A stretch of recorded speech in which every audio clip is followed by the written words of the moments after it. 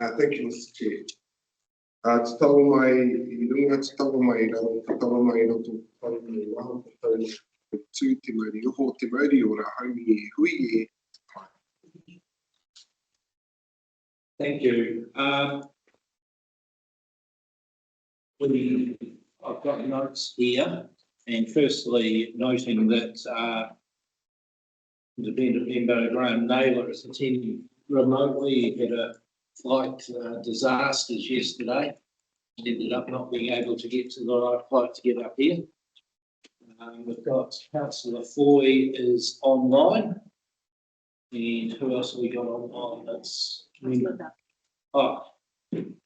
Councillor Belkey's tied up, so we have an apology from her at this stage. So I'll formally ask someone to accept the apology from Councillor Belkey. You're happy to move in that direction. Do I have a second? Thank you, John. All those in favour? So, we have Ken, I think you're going to provide us a number of verbal updates on accounting policies and Northland Waters. Just also noting that Charlie is online due to illness in his house, so he didn't want to be generous and pass it round. Through the keys, I'll be joining up. Policy, Charlie will be. Perfect. Okay. So those sort of initial matters underway. We've got no deputations that I'm aware of today. So we can go to 4.1 on page 8 of our pack, which is the previous minutes. Has anyone got any matters of factual accuracy firstly on those? Other than that, anyone got any matters arising that are not covered off in the agenda?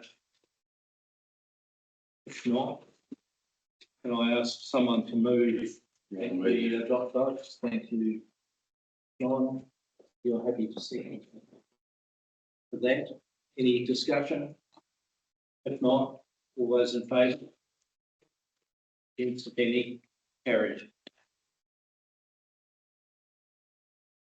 Health, safety and wellbeing. Ian is on leave at the moment, so sends his apologies. He's not able to be here, but we do have other staff members. I think any questions that we might have as a committee. Any comments on this?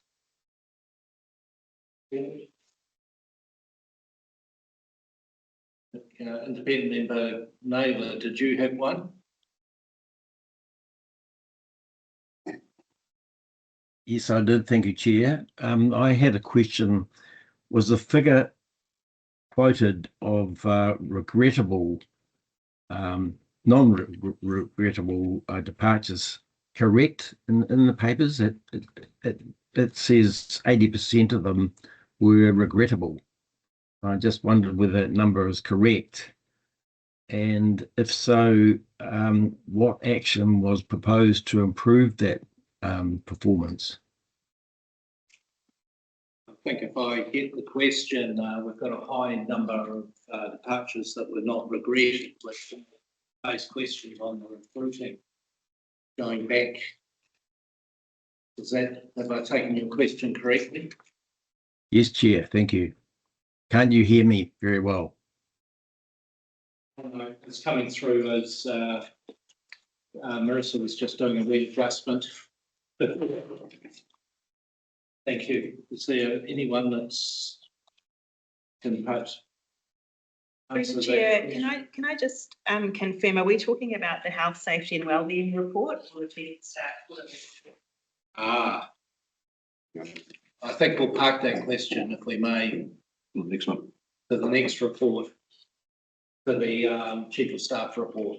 I think. Oh, yes, I'm sorry. Sorry, Chair. I got ahead of myself. You're probably not sure which time zone you're in. I had one question there, which is interesting about the EAP services, the uptick in use of EAP, which now Habit Health. And normally what I see at other councils is the vast majority of the referrals are on personal issues. But we're seeing an increased trend on work-related issues surfacing here. I'm wondering if we've got any comments on that. It is a very stressful time for councils with Head Start project, 3 Waters, Wiscos, setting up and in general uncertainty. But I just wonder if there's any comments anyone can make on that part, given that Ian's not with us.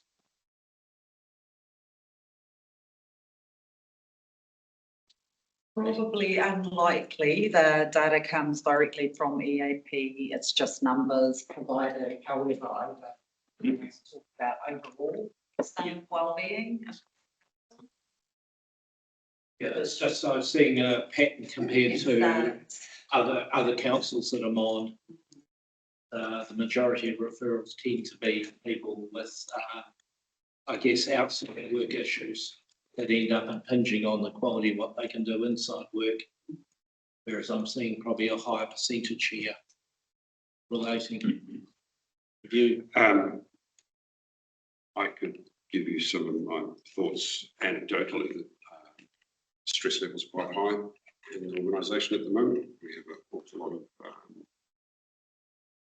work initiatives going on, obviously with LG reform, RM reform.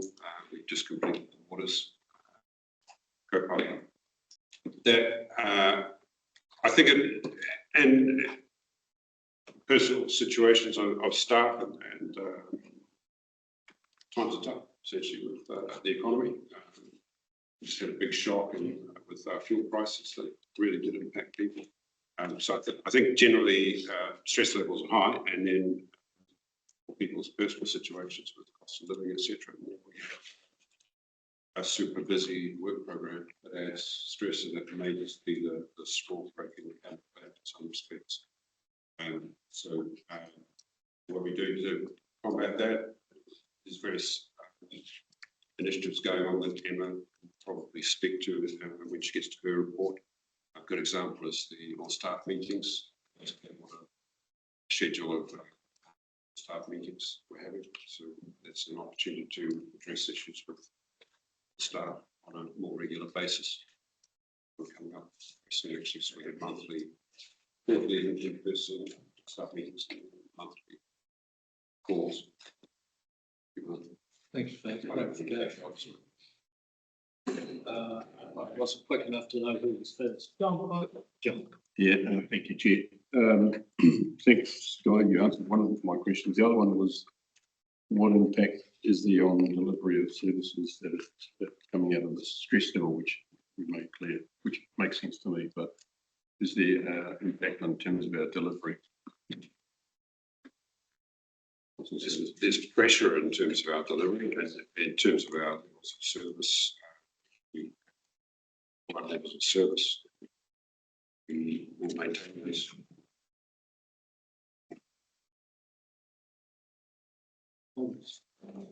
I think if we're going to discuss anecdotally what we think might be happening in the culture of the organisation and why relationships with management is one of the top 10 work issues, let's just call it what it is in the room. Let's read the room and let's talk about the elephant in the room and how the culture is toxic and people are not happy. And I'm reading it not as a socio-political petrol price increase. I'm reading it and how unhappy staff are and how what they're seeing and what they're witnessing and how it feels uncomfortable for them. So whilst we've got nobody here to talk to this, and whilst it is just pure data, we really are only speculating. And it's a pity that we don't have someone here to go to the next level, dig to the next level around that. Thank you. Chair. Jump to the conclusion that the culture here is toxic is probably a step too far, I think. We have probably our staff engagement survey is a good indicator of the mood of staff and morale. That we've made a huge amount of progress with that in the last couple of years, certainly in terms of engagement with staff and participation in those surveys. In fact, our participation rates are being referred to by the company that Workaday pick on as unheard of. So we have got engagement. The last staff engagement survey was February, correct me if I'm wrong, Emma. I was concerned, we changed the format of the questions in that survey. We're now going back to the more detailed questionnaires. So I was a little bit concerned with the feedback in the last survey, but the trajectory, I don't know if we can draw any conclusions from that trajectory and the feedback we're getting that is a major down to staff morale or the issues with, Thank you for that. I'll just note that Councillor is now online, and so if everyone's happy, perhaps change the original resolution we had on apologies to apologies for lateness. Do I have any objections to that changing? And welcome online. I also note that independent member Naylor has a question, and I guess this is ending up sort of stepping across into the Chief of Staff report, and I'll allow it on the basis that we don't perhaps have second bites when it comes to the Chief of Staff's report to facilitate, an efficient meeting. Thank you, Graham. Thank you, Chair. My question really was, I'm used to seeing a split in the use of EAP in most organisations, and I just wondered, can management actually provide a split, or if they can't do it, subsequently send it out?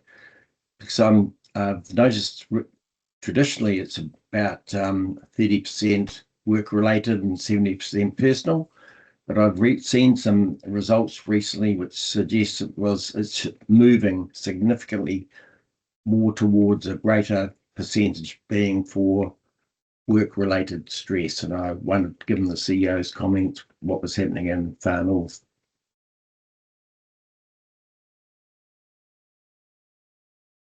Yeah, from my perspective, there being on 7 council audit and risk committees, there has been a turnaround in recent times, last 6 to 8 months, with the primarily as the water services really rubber hits the road, as the Head Start project more recently, and general reforms happening. There is certainly quite a high level of stress in the sector. One of the side effects that I've seen at other councils is that staff members who have a requirement for certainty due to their personal circumstances are being picked off, particularly in the technical areas for the other businesses that service the sector. And unfortunately that, and this is generic, I'm not saying it's for Far North, but it's leading to the very best people are actually getting tapped on the shoulder, and there is a risk of de-skilling within the wider council area over the uncertainty.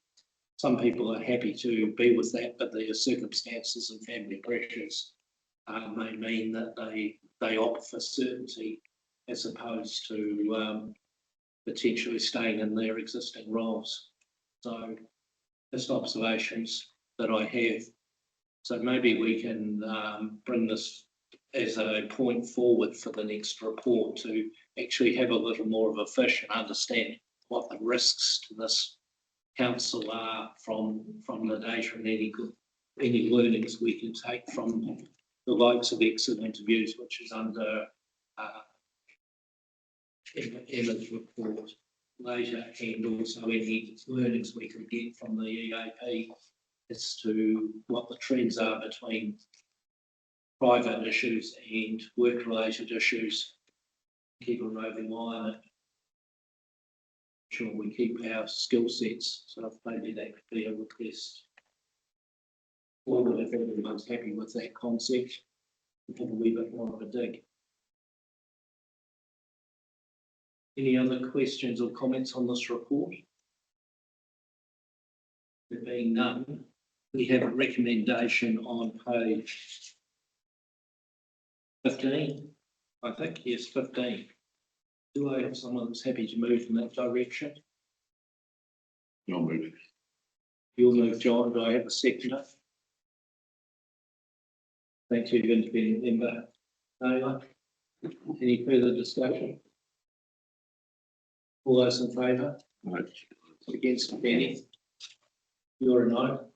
I'm seeing a report that nobody can speak to and that we can't understand. Thank you.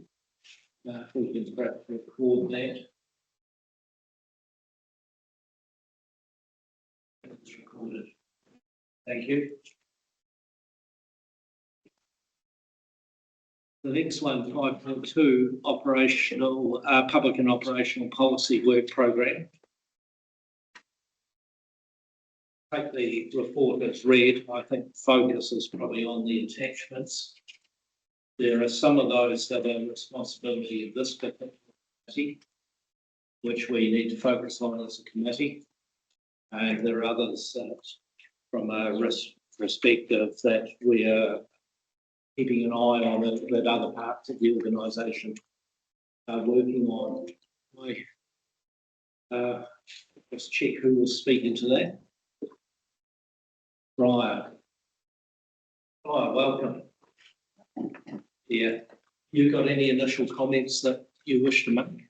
I think that the report is straightforward and gives an overview of both the operational and the. Do you have any questions or comments? At 8:02 on Sunday, the 9th of August, I sent through 3 questions to Te Miromiro regarding this. Have staff received those questions and can they answer them? So the questions, one regarding the review of bringing in those operational policies. Question. I think he's going to talk to the 2 finance. Two, main ordering and asset disposal. Yes. Hey, the email made it through. Somehow it worked because I got the bounce back saying that doesn't work. It obviously did, so that's what I get. Those are being reviewed at the moment. That's ready to go. So, I mean, I can provide an update on Friday notices or committee. Those will be complete.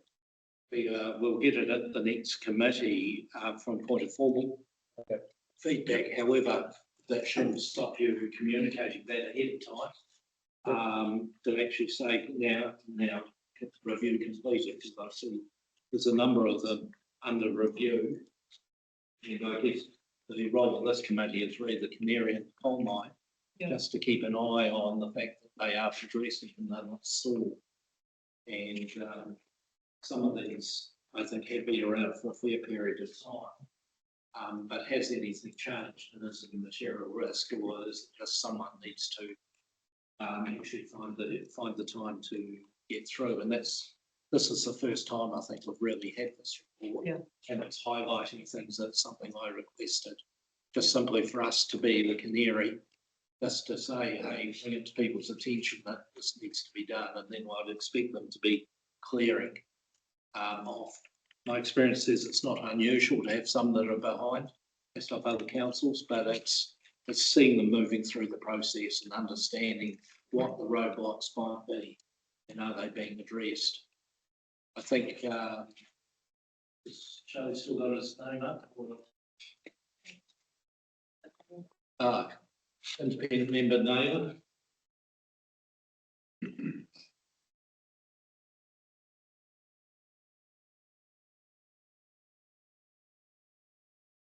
Yes, Chair, I'd just say, in my experience, it's not uncommon to have a number of policies that are overdue for review. I think the key thing that's important for these committees to focus on is what's the time frame and plan to get these up to date.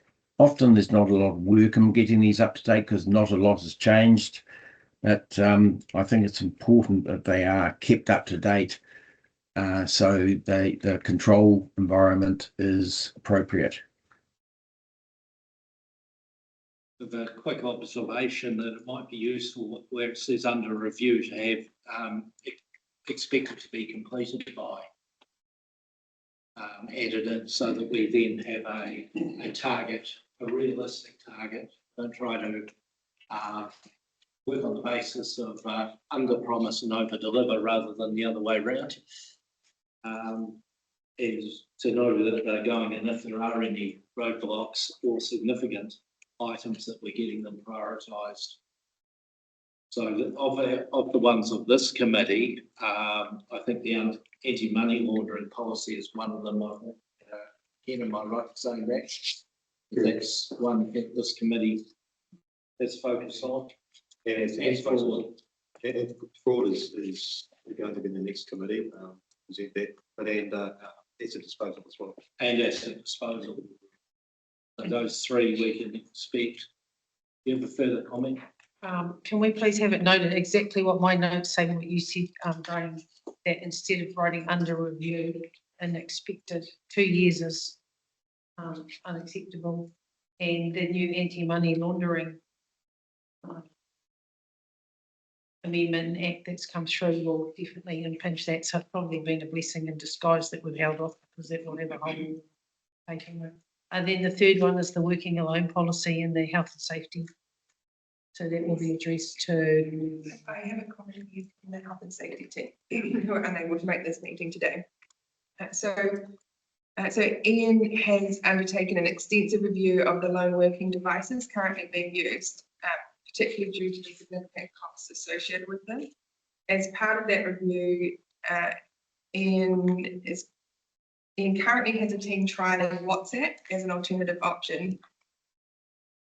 So yes, this policy is still under review, and the way we use lone working devices may change as a result. So until that trial, the WhatsApp trial and review is completed, then and any changes are formally agreed to, the current policy and requirements remain in place. Super. Right. Yeah. I do recall that being raised at the last meeting. Yeah, I do now, actually, yes. Now with that little prompt, thank you. Yeah, a tool for the entire working alone policy though. So instead of under review, if you just write due diligence undertaken regarding tools or something. And just to clarify, where it says under review, that means it's actively under review. It's not. So for example, I know that some of these policies are 2 year past their expected review date. They haven't been under review for 2 years. They were just delayed in kicking off. So that people are actively working on that review at the moment if it says under review. So the schedules actually had the assistant in getting focus internally. Yes. That's had the desired effect. I think. Nice. Thank you for that. Any other questions? Just a quick question there, Graham. Yeah, just you mentioned working alone, the cost. Because there's actually apps available on phone, so they're quite expensive to put on phone, or? I can't answer your question, sorry, but I can send that off to the health and safety team. Okay. Through the chair, I think that the picture there, Councillor Vucic, is that technology is changing rapidly. We've had these lone worker devices which were extremely expensive, but they're directly linked to satellite coverage. I think nowadays that the move in the technologies that our mobile phones have direct links to satellites, so we can now start using apps. Lone worker solution. That's what is a significant cost saving to be had. I think the lone worker devices are $7,000 each to run per annum. Annually. They're a ridiculous price. Okay. So significant gains to be had. Okay. Thank you. No, We've had similar progress with the tracking the vehicle fleet as well. Yes. The black hole technology. Thank you. For example. What I have, and come to Councillor Court's question that's on screen, I'll just highlight that to people that have a read while some observations on other councils, that technology is moving rapidly, and combinations of solutions such as vehicle tracking was one. I'm aware of a situation where it's able to detect and report an accident automatically in a vehicle. Councils are setting up protocols for reporting in on using the satellite on WhatsApp. It's available on some of the cellular networks, setting up protocols for reporting in, and knowing what the diary is, and having a great schedule of report-ins, which is being monitored, and all sorts of things. So it is evolving rapidly with the ability of satellite technology, which overcomes some of the coverage issues that regular mobile experiences. So, Councillor Court's question. Do you wish to speak to your question, Councillor Court? Thank you, Chair. My question is around the release of CCTV footage. When I was the chairperson of the District Liquor Licensing Committee, a case came up where CCTV footage was released. The Privacy Commissioner gave very strong guidelines around where and when CCTV footage can be publicly released, and it must protect the identity of the individuals who can be identified in the footage. So I just wondered, given the threatening behaviour and the bullying behaviour and the other things we saw on the previous report, whether this is captured in this report. Thank you. Thank you. My answer from the chair for that one, and correct me if I'm wrong, please, Chief Executive, but this is a management policy. So therefore our role is to make sure it's being reviewed. I see it's up for review on December 26th. So your question, I believe, is very timely. And can management just note this specifically with this one coming up as to whether in fact that is being addressed under the privacy policy, which I guess is PC 33 that you're referring to, and making sure that we are responding, because I guess we've got things coming up in the media in the last couple of days about the glasses and various other technologies that are out there that are evolving there and which could impact their privacy settings. So it's probably timely with a review due over the next quarter or so. That's as folders. Just a supplementary question to that. So when council put out videos of inside this building, and it's got in the waiting room and in reception, does that fit in line with that policy? Does it fit in line asking that question at Te Miromiro? I've sent the question to Guy a few weeks now, have not had a response on why are we releasing internal video footage to the public without people's permission. Personally, I can't answer that. Through the chair, I won't speak to that particular situation. My understanding is your email was answered, No. and we're legal work something together. Right. On that one. But that was released under a Lagoima, done by the book, and we have obligations to release. And so I'm clearly in the video and I was not told or asked or advised. And there are 4 other people in the video that was not told, asked or advised. So pursuant to the Lagoima process, would that not have triggered this policy to be activated? I think your legal team need to talk to my legal team. So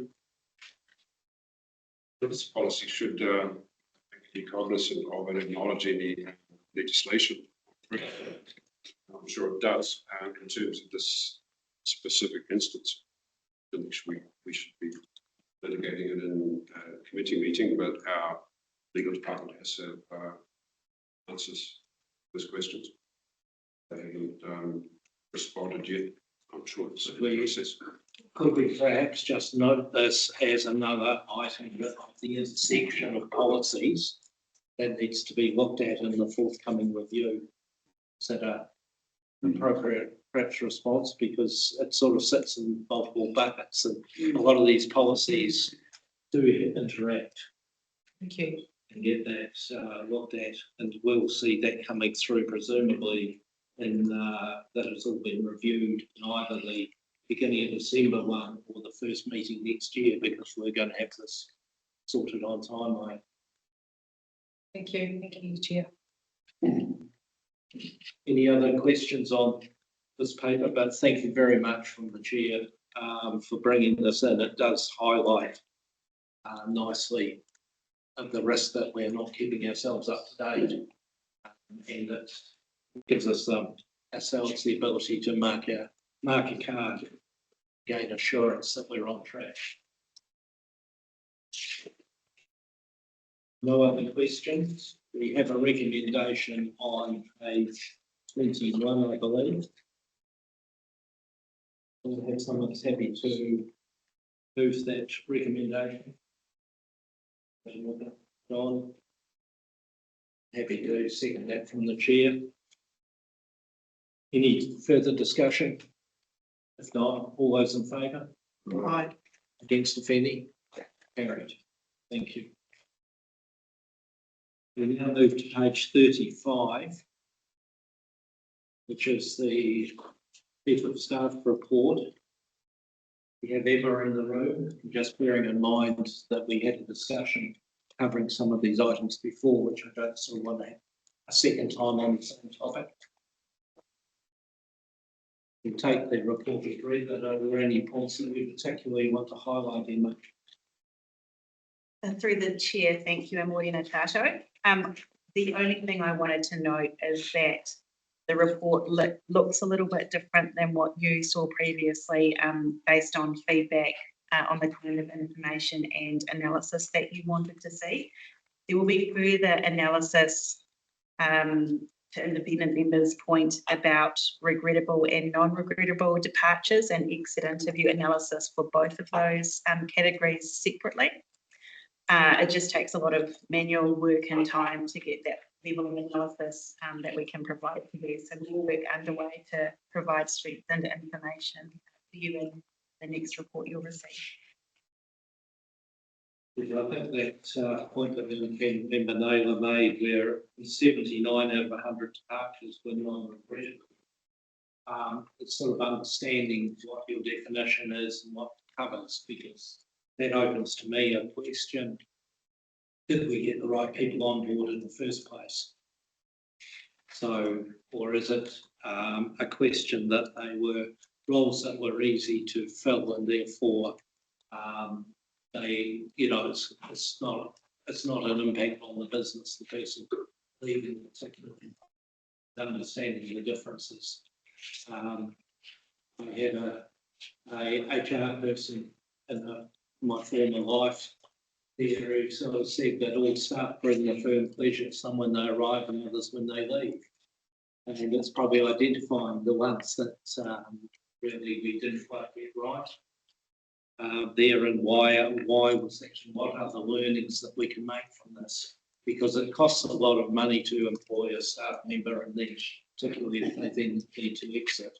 Through the chair, I'm just going to say, I think we should revisit the literature here in terms of regrettable versus non-regrettable. I don't think that's good terms to use. We would certainly, if you read the definitions, we would prefer to have it in the non-regrettable category. But it speaks to business risk and business continuity. We turn the key issues that I'm concerned about under that categorisation, and Emma, perhaps we should review the use of those words.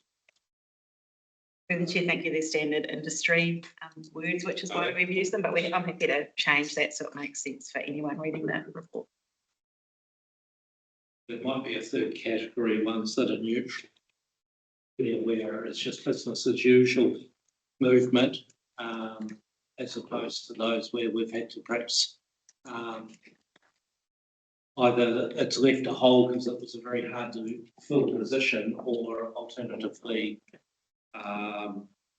ones where we've perhaps found that we had a square peg in a round hole. we had another month that are just routine business as usual. Did you have a question? Oh, thank you. Yep, I just want to acknowledge that Emma works late nights because she answered at 9:30 at night all my questions in regards to this. And one of them was exactly around the definitions that are used for regrettable and non-regrettable being industry words. I feel like they were just wide sweeping and we could probably narrow it down and then that will create this confusion. So exactly I support what Guy said around that. And then supplementary to that was around, help me out here, Emma, was that ties into the exit interviews on why we've got such a low exit interview. And you answered those sufficiently, but I feel like we don't have a really good grasp of why there's a 32%, 1 in 4 staff are leaving disgruntled. And I use that word disgruntled because we don't really know. That's because it goes back to the definition of regrettable. So in regards to, what's my question? That's probably what you were thinking. You're waffling, Davina. My question is, how do we get more exit interview completed? Through the chair, the exit interviews are voluntary. Most are completed online, but some are completed face-to-face, particularly when an employee requests that. And the employee signals who they're comfortable for their exit interview to be shared with in terms of learnings, whether it's direct to their people leader, GM, CEO, or just to be kept within my group. So that's why we provide high-level analysis here. 32 exit interviews over the course of a year isn't a significantly high proportion, so it is difficult to get to the bottom of what some of the reasons for resignation truly are. But we can certainly do more to encourage exit interviews to happen because with more data, we can make better decisions and provide better information to get better action in place to stop resignations where we need to in the first place. So happy to look at how we can increase exit interview information that we receive. Yeah, actually, to your question, Councillor Small, and you just made me think back to when I first arrived in council, I was requesting exit interviews with staff because we had such high staff turnover in the wake of the restructure that had been done just 3 months before I arrived. And the bulk of the departures were probably a little greater. So that was very valuable to me. I've ceased doing that. No particular reason actually, but I'm wondering if I could support chief of staff and maybe getting involved or offering to listen or have exit interviews with staff going forward. Thank you. Councillor Westridge. Yeah, just in terms of the categories spoken of, I just wonder, being a risk committee, whether we could actually have some risk thresholds that, you know, and just leave that over to start to figure that out. For example, if you've got how critically critical employment numbers leading to this risk. Another one is if the staff are highly skilled and hard to find placement for, but what risk of that both on the organisation? And now if you get somebody coming along and you know that we can fill that position and the risk maybe relatively low. I'm just thinking in terms of decision making, whether you think that's a good idea or not. Yeah, but there's a threshold. In terms of the regrettable, non-regrettable labels, they do speak to business risk, business continuity, and the deliverability of level of service, I guess. Yeah, we can introduce some notion of risk there or scoring, but I'm not sure what that actually achieves. Yeah. Councillor Smolders. Another issue separately, is there anybody else who wants to finish off that one first? You might just pass a comment that 30, having 33 out of 100 statistically should give us a good viewpoint. However, there may be biases in the sample because some people may wish to, for whatever reason, make their voice heard, and others may not wish to make their voice heard for good valid reasons. So although a third should give you, in theory, a good view, I think the concept of understanding the criticality of the role that needs to be filled is probably a good suggestion. It may need to be done, perhaps not statistically, but observationally, as to the reasons, because the people that are particularly critical, if they are leaving, it may impact what we had as a job spec, the way that that was handled and all sorts of things. And it may be a risk that can be handled, we can learn from. So without degrading, there may be other roles that are less critical to the overall organisation and easier to fill along the track. So I don't know quite where the answer is, but we'll perhaps just leave it for Emma to let the little grey cells percolate on it for a while. Is there any other comments on this particular item, or can I move to Councillor Smolder's next question? Second and last issue that came out of item 5.3 is that the report states that the Mayor's Task Force for Jobs will transition from the People and Capability portfolio to the Office of the Mayor from the 1st of July. What is the business case for this organisational change? Was there any decision paper approving the transfer? What's the rationale behind an operational business unit going into a political office? What were the risks undertaken? I just see it as incredibly weak because this program is fundamentally operational, not political. People and capability already have all the appropriate expertise. It protects the political neutrality of it. It gives us corporate continuity. And we need to separate operations of governance and operations. So why on earth are we putting an operational thing inside the Mayor's office? Through the chair, the big clue is in the name of the program. It's the Mayor's Task Force. We want alignment of ambition and achievement in terms of the various people involved in the program. In terms of operationally, the safeguards, so this team is now aligned with Executive Officer of the Mayor's Office and is subject to all of the normal operational guidelines and controls that any other staff member would be subject to. So I don't have a concern with that aspect of it. And I'm happy that we should get better results just through communications and proximity with the Mayor's Office for that particular program. If I can respond to that as well.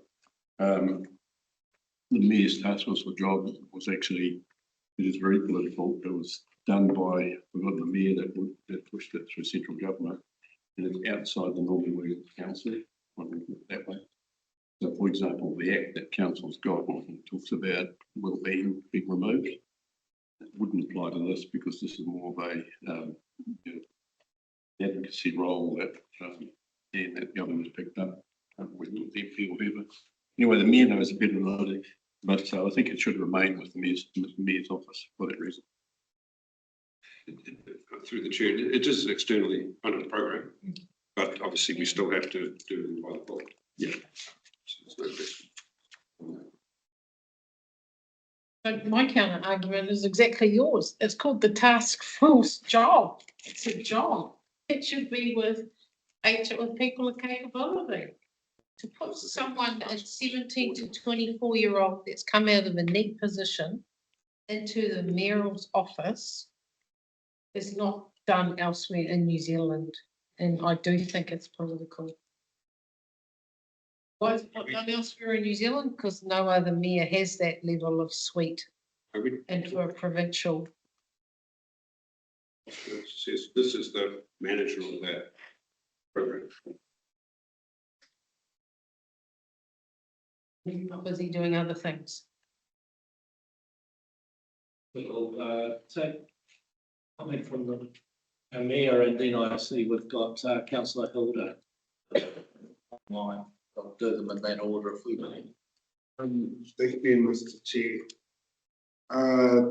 This was just an operational management line change, to my understanding, that it was seen from operations and from the chief of staff. This all sits within the chief of staff's group themselves that just as a line manager, just switched over the role itself across Aotearoa. If anything, we're more at arm's length than in other councils where the Mayor's Task Force for Jobs Coordinator will share the role with an EA or physically be in the Mayor's office every single day. From a governance point of view around the concerns that have been raised by people from my role that I play, I can hear the concerns, but they don't exist. If anything, I think this move from the week that it's been happening is given via Jamie further access to myself and via Chiki to be able to support her in her role in getting rangatahi into mahi, which is a good thing. The whole kaupapa of the Mayor's Task Force for Jobs Community Employment Program is the power of your mayor, your local leaders to get into spaces where, to be quite frank, employers would close their doors on MSD work breakers. So I kind of questioned the move and the reason for the move when it was suggested, but in practice, for the week that it's been in practice, it's already seen much better alignment, and I think that we will have a good year ahead with another contract about to be signed. So. Thank you. Hilda? Ai, kia ora tātou, ngā mihi. I sort of just want to get away from the soliloquy of Councillor Smulders all the time and to refute her position statement before that the council atmosphere was toxic. You know, sometimes elected members can contribute to the atmosphere by multiple queries about business that's not even ours to worry about. But I just want to support the Mayor's Task Force in the Mayor's office. So I've been actively involved with over 30 years in teaching at all levels of the school curriculum. And in the latter part of my life had a lot to do with preparing young people for leaving school, for the training sector, for university, etc., etc. So I accept the decision that was externally funded, and who would be the best person to oversee something like this would be somebody like Moko, who also has had expertise in the year 12, 13 school leavers. And I think I really want to congratulate the Mayor's office for hitting 17 of 22 targets. I think that's really wonderful. Like in my school, I'd have something like maybe 12 students that were, that we had to hit a threshold, and we were lucky to have 100% pass rate all the time, and that was because of the dedicated energy of the staffing around those kids at all levels to make sure they had the right entry criteria, the right preparation, even basics like how to pay rent. What are your legal responsibilities for hiring or rental agreements, all that kind of stuff. So I like this program in there, and I just really want to tautoko the Mayor's office and the roles that they've taken on in this capacity. Tēnā koutou. Kia ora. Just through the chair, just to Councillor Smollers, that there's significant controls done by the book. The audited, obviously, it's an externally funded program, but this was done purely for alignment, functionality to deliver the program better. It's the objective change. Right. Thank you. Councillor Alan, kia ora. Kia ora, Morena. Also want to speak to this take, and as the rangatahi portfolio holder, in the very short time that I've seen this structural change, my portfolio has experienced greater efficiencies in achieving its objectives within the terms of reference, and anything that brings greater benefits to our constituents, those who live in Te Hiku o Te Ika, can only be a good thing. And I really disagree with bureaucratic nonsense that gets in the way with getting the job done. And in this case, it is helping the rangatahi portfolio get its job done in terms of its terms of reference, and I support that move and have seen great benefits for our rangatahi in Te Hiku o Te Ika. Thank you. Any other comments on this? We move to the recommendation on page 35. I have someone who wants to move in that direction. And second, any final, there's someone I can see with a hand up. I just hit a black box there. Thank you.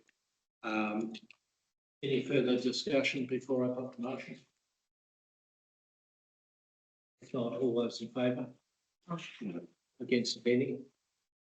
No. Was that a no? No, I said aye. Aye. In favour. Thank I'll you. accept it. Thank you. Carried. Moving now to page 49 in our papers, we have the Mirror Discretionary Fund. Paper is read, but if there's any questions, I'm happy to have them aired. I think this is a fund of $20,000 per year. Am I correct there? There. At the discretion of our mayor. So this is really just a reporting back. I know that we underspent in the 25-26 year by a couple of $1,000. And I've asked the question, and I believe that's not carried forward. Is that your understanding? So that doesn't increase the subsequent year budget that we underspent.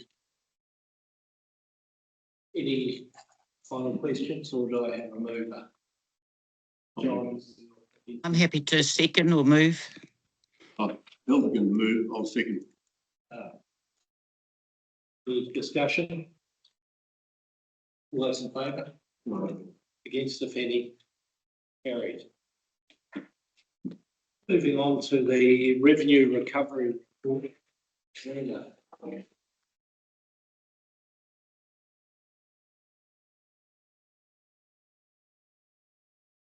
I know the report, I think, on occasion quite a bit of discussion. It's quite thought-provoking. Thank you.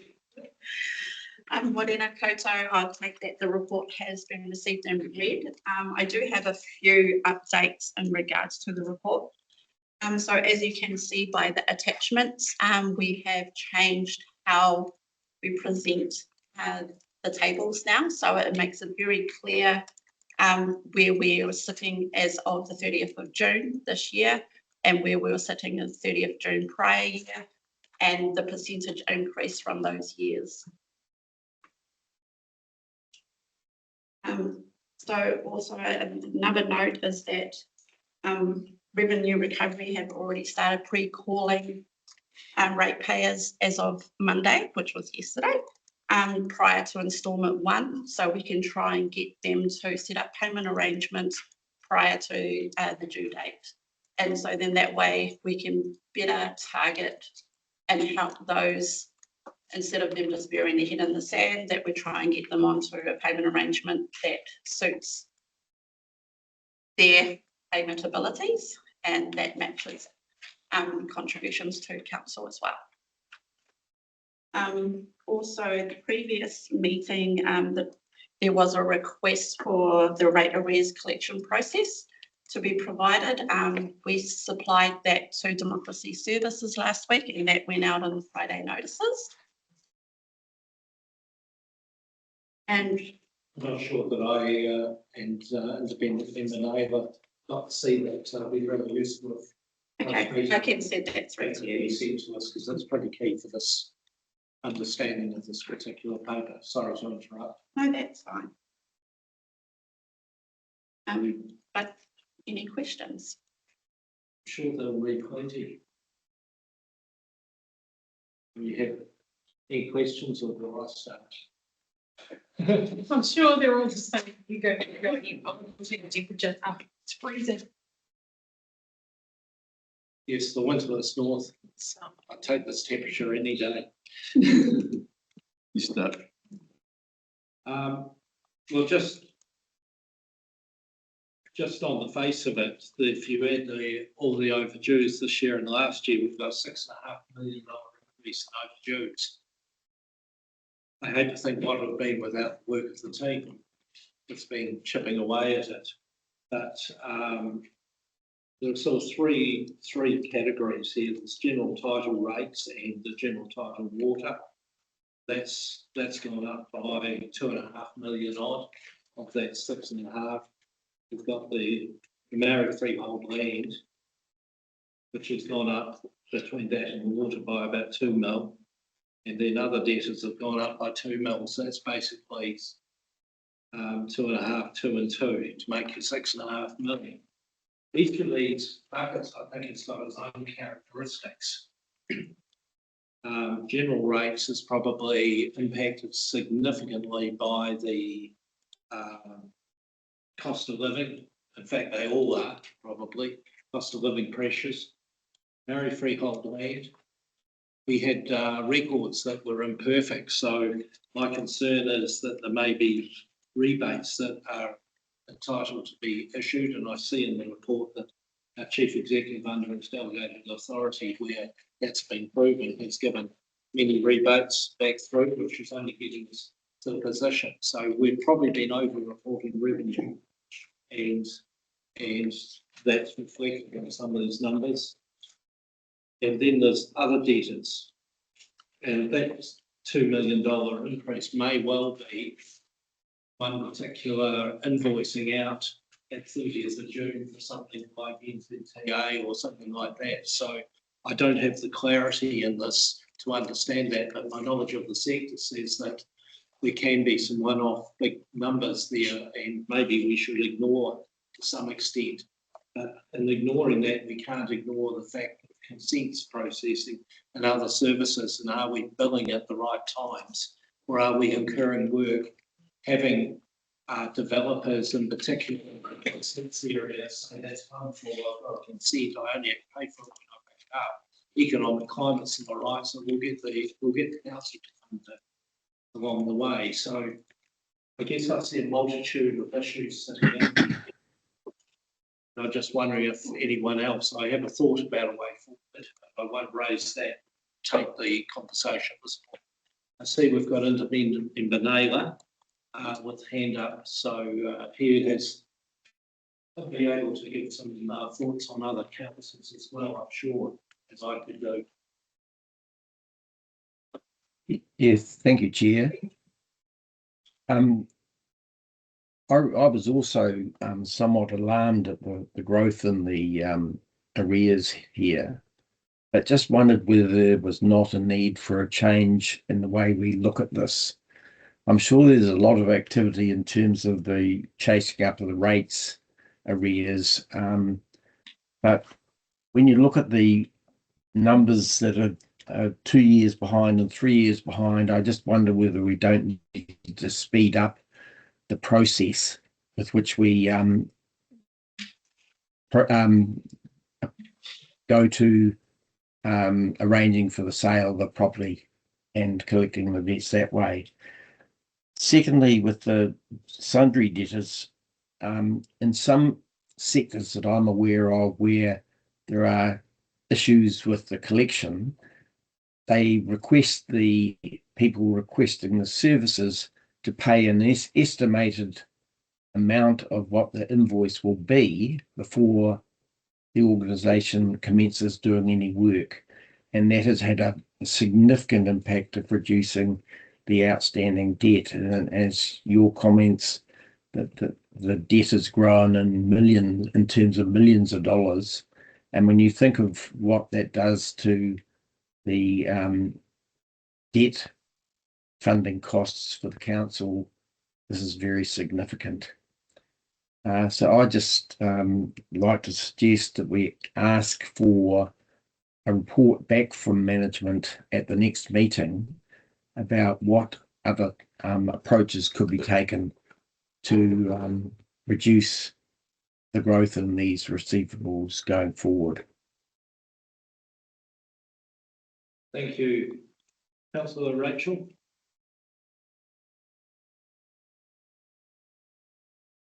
Thank you. Yeah, this is one of a really massive and growing financial risk area that I think needs urgent review. And I have spoken about it before at our previous meetings, but we're just seeing a real trend of increasing arrears, and I would really like to see some work done on, well, I'd like to know if people who pay their rates weekly, fortnightly, etc., are more likely to stay within their rates alignment, or if it's the people that are paying quarterly that are falling into arrears. I would really like to see some figures around who is actually falling into arrears. And if it's the people that are paying weekly, fortnightly that are less likely to, we really need to be looking at making that our default payment option. Thank you. Any other comments, Councillor Smalders? Yeah, I think you've all hit it up on the head. We need to speed up the process. We're going broke.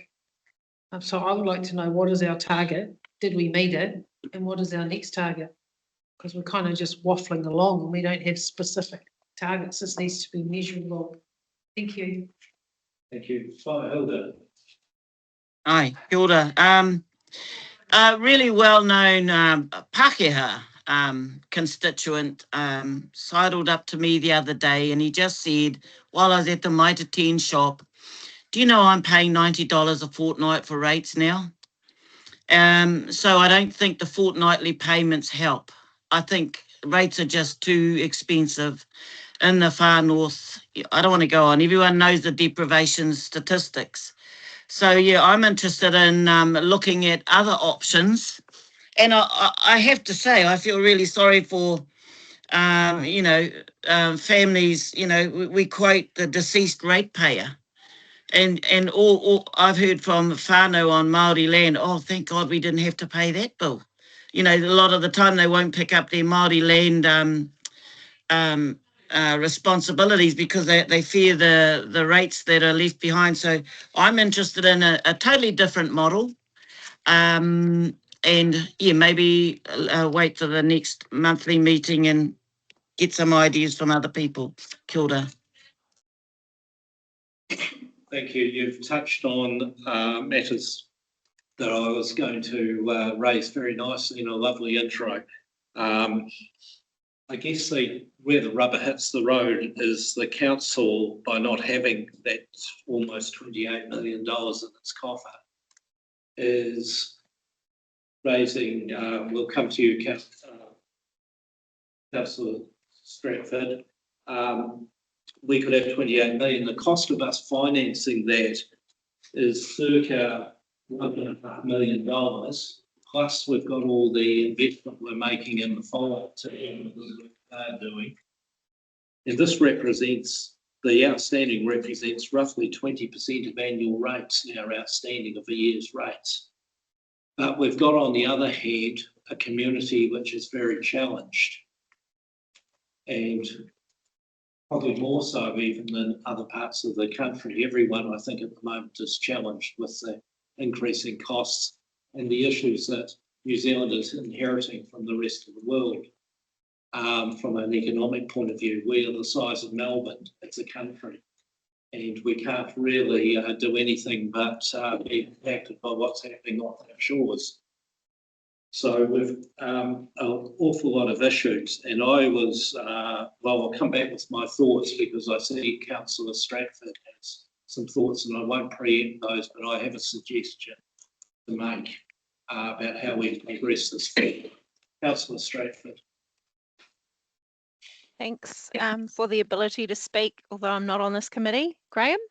I just have a question about the number of, where are we? Number of rating accounts that are in the mortgage run, and the year is listed as 24-25, but is that meant to be 25-26? I don't know. It seems excessively high, 990. Is that right? Through the chair, the reason we have 24-25 is because we can only do mortgage demand on prior year arrears. We cannot do mortgage demand on current.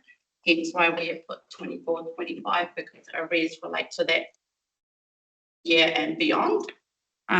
Also, and yes, the mortgage run for that year was sitting at $1,993,084.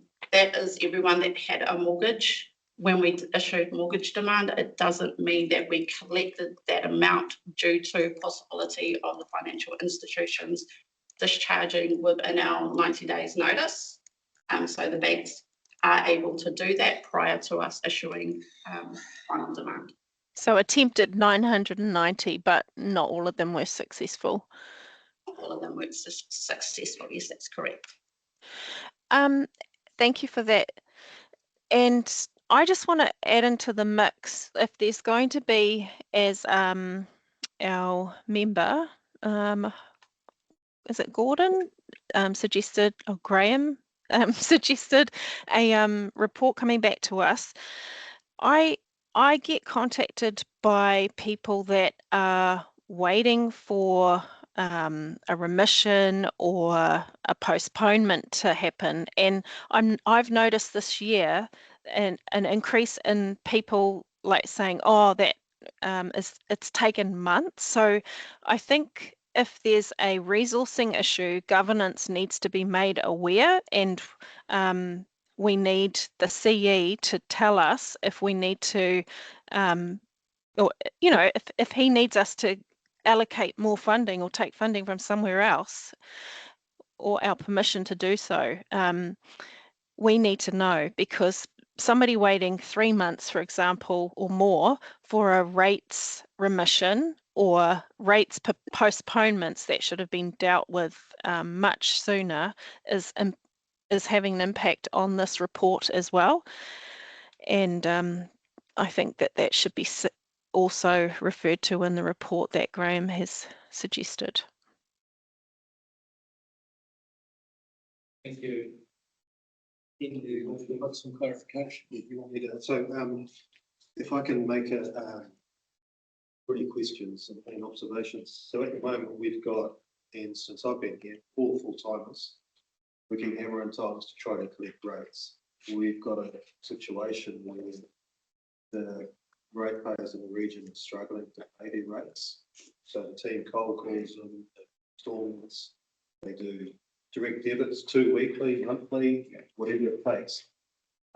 However, you're between a rock and a hard place. So politically, I mean, in terms of the politics of this aside, we are doing everything, the team's doing everything they can to hammer people to pay rates, but we can't. make them pay. Legislatively, we're constrained with what we can do. We can certainly call them big liquors, and that'd be a popular option. So what we do is we use mortgage sales as a last resort, just keep hammering away. So I can increase the team to greater than 4 people, and it's just the risk involved in this is increasing. There's gone up to 27%. General rates, which is our biggest category. The MFL rates process need complete overhauling, but we start with legislation. We have to rate for it, and then it has to go through the long process to admit it. And there might be a number of owners to get on that and agree. And we've got specialists at council who does that, so it's a long process. So, in summary, everything we can do, short of increasing resource again, we are. But I mean, I welcome any suggestions, and I certainly will provide reports. We certainly will provide reports to the next committee meeting on further details and deep dives into more into the ageing, who's paying what, etc. Councillor Smulders. A supplementary question, do you think an extra full-time FTE would make a difference? Not a material. On the fence there. Yeah, not a material difference. If we Can you speak to sorry, can you speak to the new data analytics position that's going into corporate services there? Because Ken and Charlie have spoken to me about this. How for example, for rates rebates, by going and using AI, they were able to then get like 300 applications, and what would normally take a human like a whole week to be able to get through them now. And so those changes are going to be helpful and freeing up other works and staff and focus on like 3,000 accounts across all of our titles here. And for people to do it, 1,000 of them are getting Māori with extremely working through, but there's only so much you can do, and also so much that even an extra person could physically do. Yes, through the chair, 100%. But on specifically on the rates rebates process, that there, when I came last year, that was significant delays. You'll see this year that with the AI and with the changes we've got already, those are getting powered through at about 40, 45 a day. So there's not going to be an issue with rates rebates timings this year compared to prior years. However, what I am finding in the year I've been here is the rates remission process does take a long time. We have got the data analytics that we're using. We're also coming up with the ageing buckets. There's a gentleman who's creating reports that has to be done in Parkway Graham, so we get the conventional ageing buckets. So it's about reporting a lot more metrics to you with details, suggestions, but at the end of the day, we're hitting the people over the head to try to clear things as fast as possible. How far we go, I could get another 2 or 3 resources that would help, but materially, with the amount of money that's involved, you look at rebates and you look at remissions, it's not as large as just the general idle rates that aren't being paid. It's sneaking up. It's gone up to 27%. A lot of that's to do with the economy and conditions. We can hit it harder. That's what I can do. Councillor Stratford. Thank you, Chair. I just, did you guys discuss already the Whangarei District Council and their approach to the rebates? They had a special day where people would come in and their application, like they would get help putting in their application at the office. And I also wanted to highlight that the postponements that I'm getting contacted about are general title, unused land that is not available, it's not able to be used. So it's, been subject to a remission or a postponement. So I'm not sure where that sits in the allocation of resourcing, but yeah, there's a delay on that.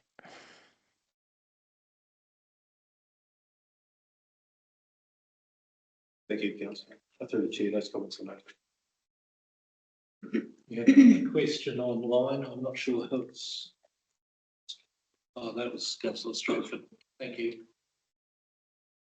Just through the chair, thank you. Ken, you welcome any suggestions? I'm just wondering about communication and explaining to our communities where rates are spent and the consequences of unpaid rates in simple plain language, so that perhaps it's a space not just for community members but for us as elected members too to go to so that when we come across situations like Kelly's explaining, that we've got some simple terms to share with community members just around how rates are used, and also tautoko Kelly's idea about the engagement with the community. But I mean, that has to be timely, and I'm aware that maybe we've missed that boat, but it's certainly something to be looking at, having something not just here in Kaikoui but up in Te Ahu too, so that people can go to have somebody to talk to about, how they access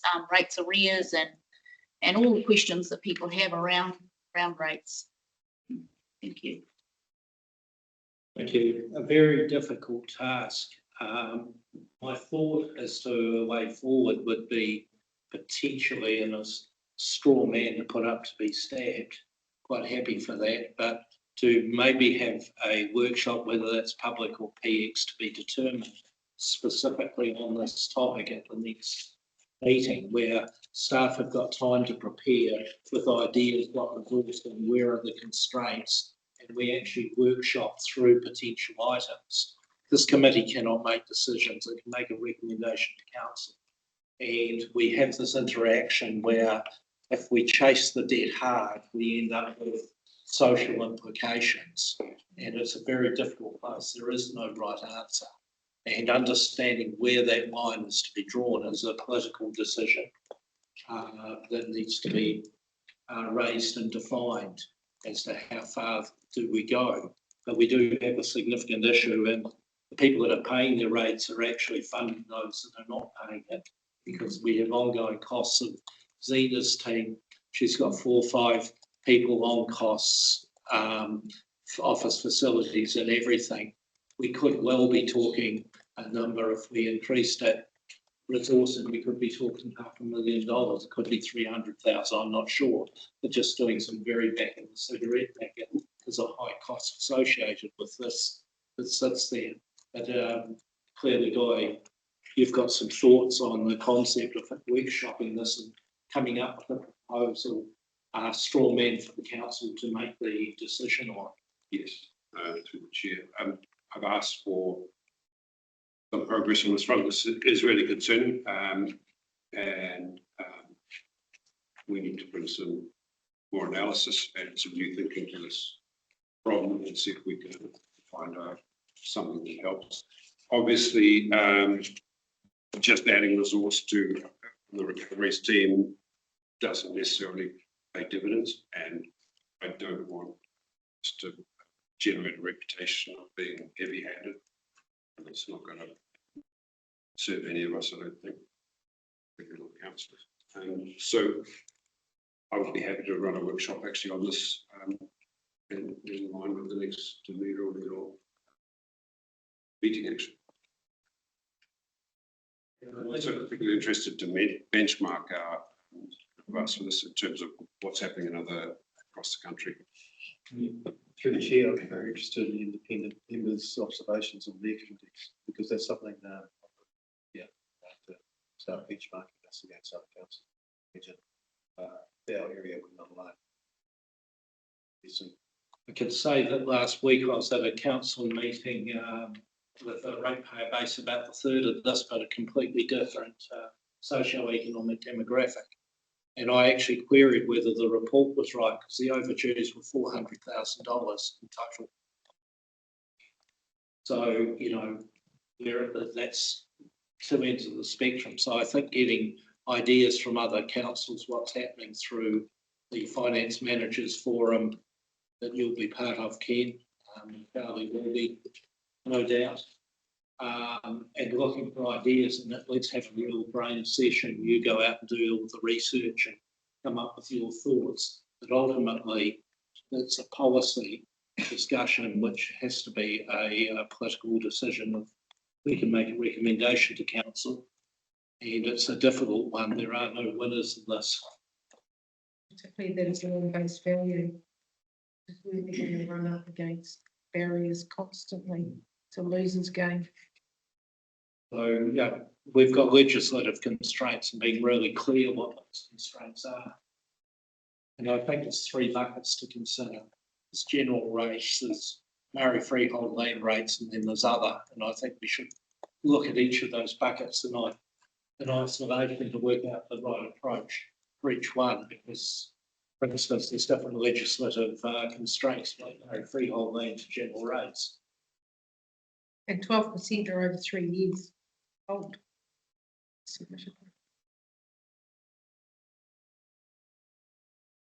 Okay, let's workshop it. So are we happy and you to, just from a start point of view, the CE, you think that's a relatively fair idea? Put you on the spot, sorry. No, that's fine. I think it's probably an option. So let's put a ring around it to workshop it after the next meeting. I think it's scheduled at the moment in December. We've got a video conference for the annual report, which was set down for about 13 October. I think it's about 14, yeah, 14, 15. Poses me a few issues, but we can work around those. But that's only a video link up with one purpose, which is financial statements at this stage, but I'm open to rescheduling if governance team and the mayor will go into the concept of having a specific meeting that we can. Monday afternoons. Where, but I'll leave that for people to organise. Through the chair, can we do both? Sorry? Through the chair, can we do both? We could. I have put up there that maybe there's a possibility of both. Week that is coming up, I actually have a technical timing issue with. That doesn't mean it should happen. Yep, schedule it on somewhere.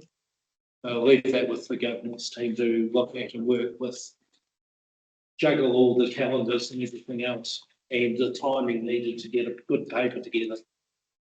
So I want it done right, not in a hurry. It's got to be done fast and urgently, but it's got to be done right. Okay, we've had a really good discussion. Thank you, Dean. Thank you for the help from the team, that we understand the difficulties in the task that you've got there, and we really appreciate the efforts being put in. We have a recommendation on page 53 that we received the report. There's no doubt plenty of notes. So we've got Councillor Smulders is happy to move that. Do we have a seconder? Thank you, Councillor Elizabeth. Any final discussion? If not, I'll put the motion. All those in favour? Against, if any? Carried. I need to turn over my piece of paper.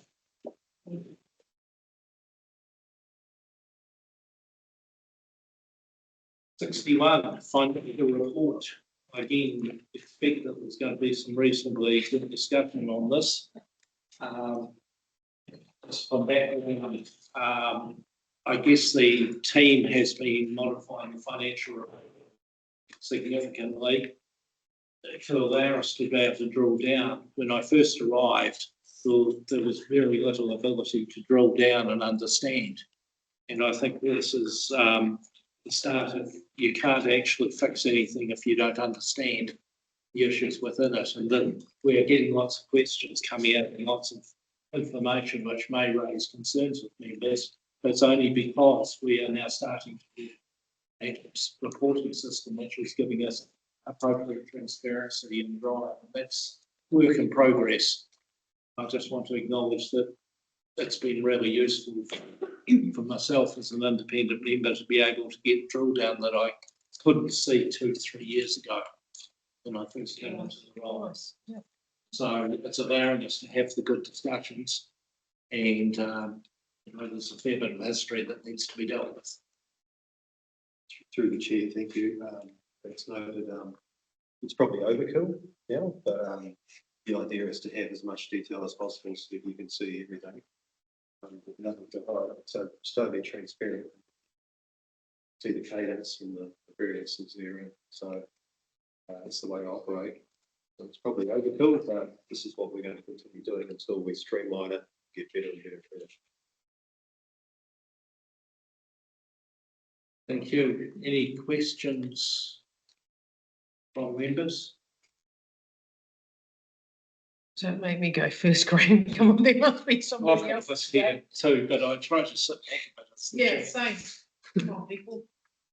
John, you're always good for Always good for something. Yeah.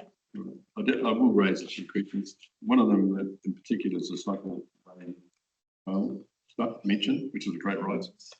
Yeah, they have their own board and responsible for some of that funding themselves personally. And there has been a back in history, so there's, you'll see entrance here, and it's been pulled out and put in a separate financial bucket, so that can be better looked at. I'm pleased to see that. I'm pleased to see that there. But there have been some sort of things that have occurred which reflect when it was a single bucket, some issues which I have a question about. It's future time, isn't it? If we go to page 14 and 14, and it talks about there the some of the money which was delegated in a previous resolution of council, and that resolution was quite strict.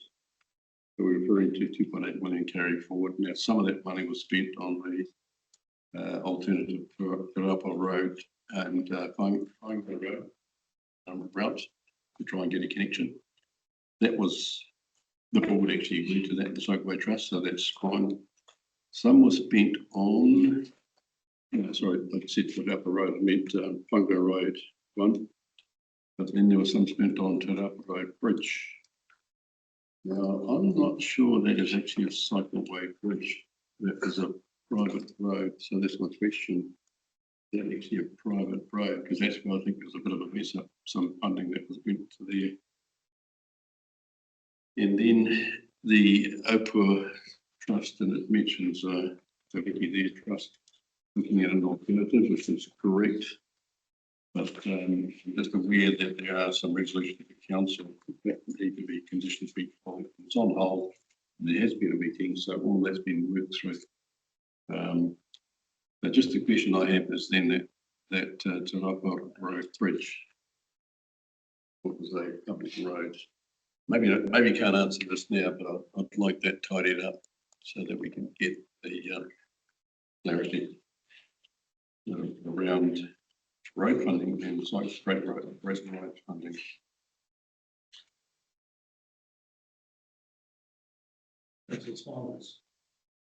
Thank you, Councillor Musich, through you, Chair.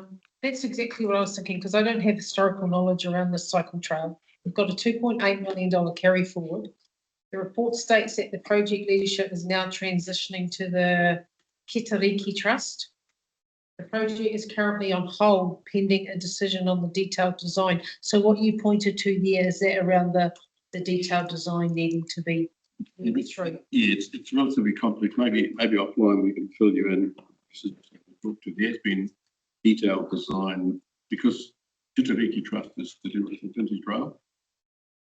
And they had a right to use that section of the trail, that the section, that track to be re-established that the trail was actually on. So they have covered up the track with notice period. I'm not sure what it was. So there's nothing that they've done wrong in that regard. But what it has done is cut that link between Opua and Kawakawa. Okay. And there's desire to do that now. Previous, well, actually goes back quite a bit, doesn't it?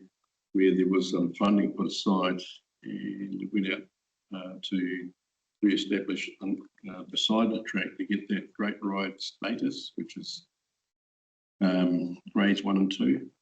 And that's one of the, I think it's the only Great Ride actually in New Zealand that meets that. So that's why it's very critical. But there's a lot of work to be done, and council made maybe 2 terms ago resolution about funding and the conditions to actually establish that. They're just pointing that out.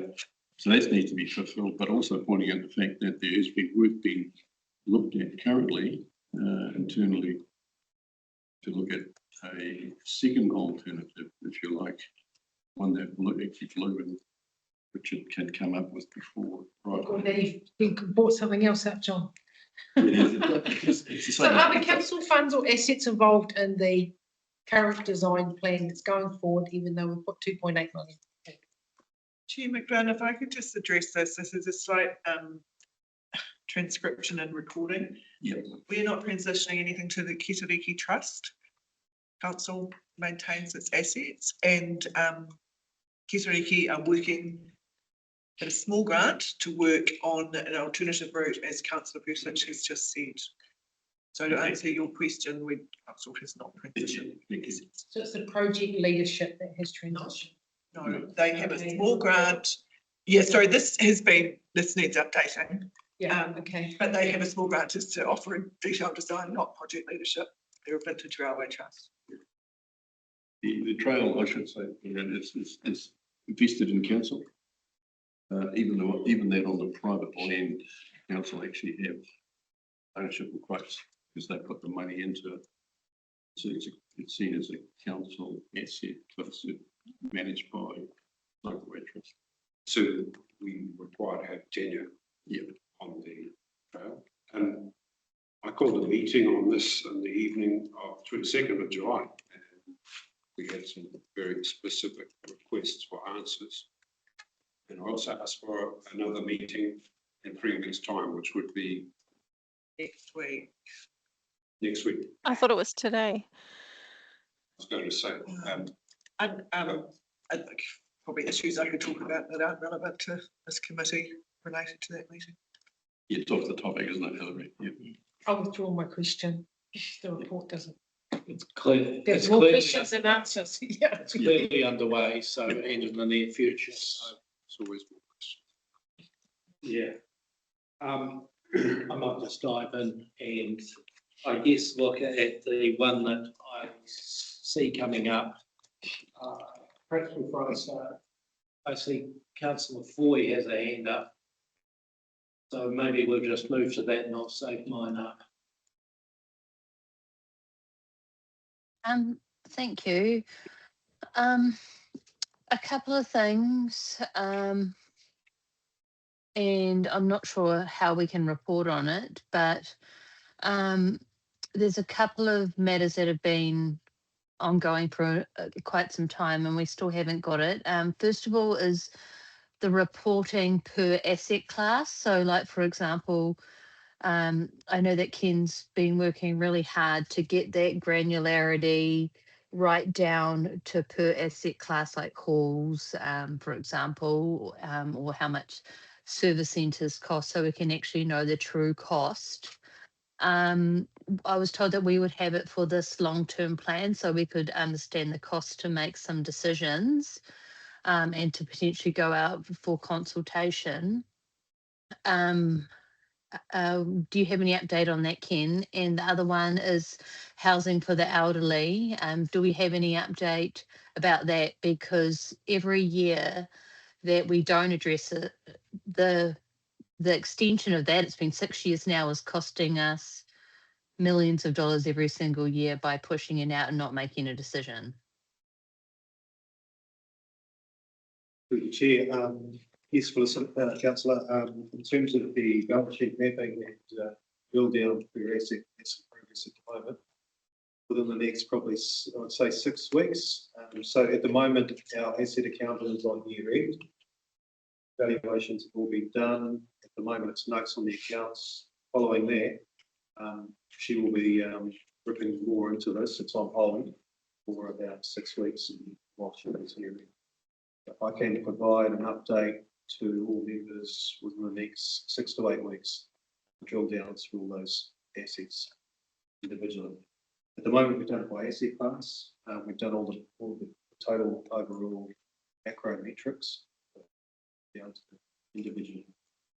They all detail councillor or the RM cost per all, etc. All the information that you need out of that balance sheet. In terms of the housing for the elderly, someone else could address that question. Chair McGlynn, I can address that.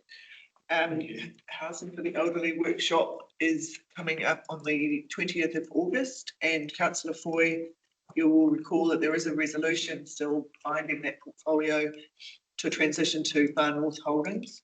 So we need to rescind that resolution and make a decision ultimately to divest of the portfolio.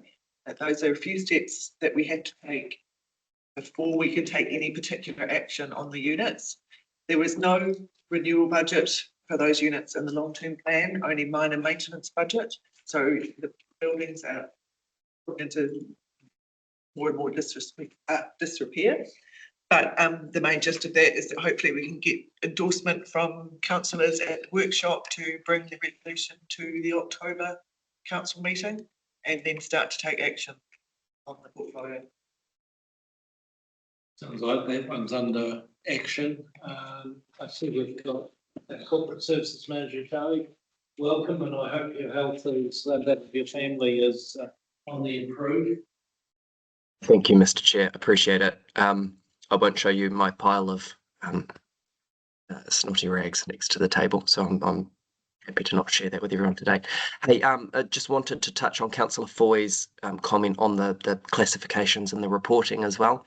The reporting classifications for Te Miromiro need to align to the long-term plan groups that council reports on to maintain the transparency to the annual report and the long-term plan as well. We understand that those are currently under review as central government's looking at those classifications, and we've provided some feedback in relation to that. But I just needed to sort of make that clear that we are required to report this way to the Audit, Risk and Finance Committee, so that the community is able to trace back through the periodic updates to the annual and long-term planning documents and the annual report as well. Thank you. I think the big elephant in the room in this report, so I'll bring it up, is CapEx. Now, it's common across the sector, and I can see former Councillor McNally coming up and saying asset management plan and understanding this. If every council, I think I can say that's every TA ends up with issues in delivering the assessed capital program. One council I know puts a discount factor in, they use the best endeavours and then they say times 75%. Because there always seems when you're sitting there up front planning a project, there are just so many delays and potholes and things navigate through consents, supply chain delays, you name it, it's in there. And I think we all know that these large projects run on the whole behind schedule significantly. I know that from discussions that I've had offline that there is quite a major review happening within the accounting and understanding, and now that you've got better visibility inside the organisation, you've got an external consultant, I think it's WSP now, having a look and overseeing it, and it used to be spread around, the expertise perhaps wasn't there, it was left hand and right hands when talking, there are lots of reasons. And a large one is it's just over optimism in the delivery date. That's not intentional. I think it's the way that everything happened coming out of COVID. We've got just many years of background. But coming from that is that the good news is that we don't have the debt levels because we haven't done the work. But the bad news is that the LTP and the annual plan is our contract with the community to deliver. And if we've got to try and get that looked at for the next annual plan, I would say that's a risk to this organisation. And the bigger risk is that we are setting rates to set funding for getting this, and probably the worst thing that we can do for our community is to take rates and not deliver what the rates were paid for. Now, we've got a very good balance sheet. And I'm just encouraging councils that are in a position that they're not right up against their covenant levels, be conservative and be in the position where you say we've actually over delivered. And if necessary, borrow and repay it out of the next year's rates. The cost of doing that's not great if we can get ahead of the curve and be quite conservative in this. Ken, you might like to just refresh on what you're actually doing and your team is doing in this area. That might be Charlie, I'm not sure who wants to step up. So through the chair, the CapEx reporting is a lot tighter than said it would be. Operationally, the elephant in the room is the growing area,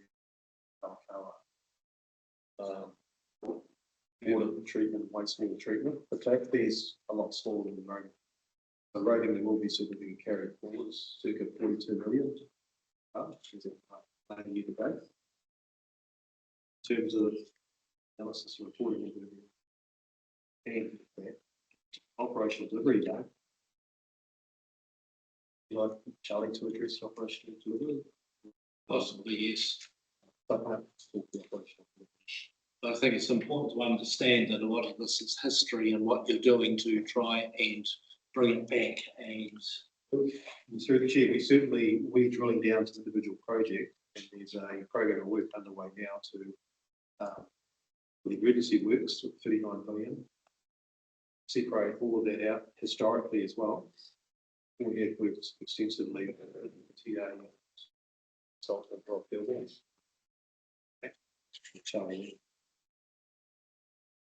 Previously, when I arrived there was just a big lump number with no real push through or cut through to understand what it was. So to hearing that you're getting down to project based is going to allow this committee and in fact internally right through the organisation to understand your CapEx and what's doing it. I think it used to be, I think we can get X million dollars worth of work done, and that was about not too far off. So there was a wee bit of science behind it, but not a great quantity.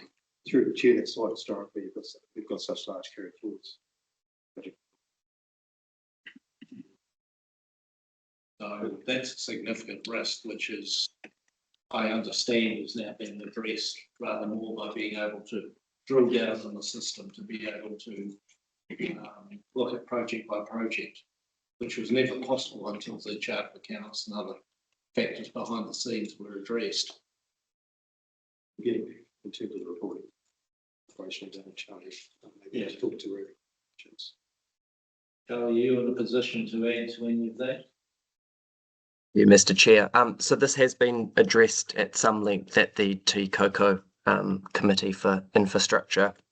But to recap, the high line, I guess, is that the LTP, previously the 24-27 LTP and other transport-related projects, there's considerable room for improvement in terms of the discipline that's added into the scoping of those long-term projects and the centralised management of that. And we've taken significant steps in terms of implementing Council's project management framework, project management systems, which enables much more granular reporting.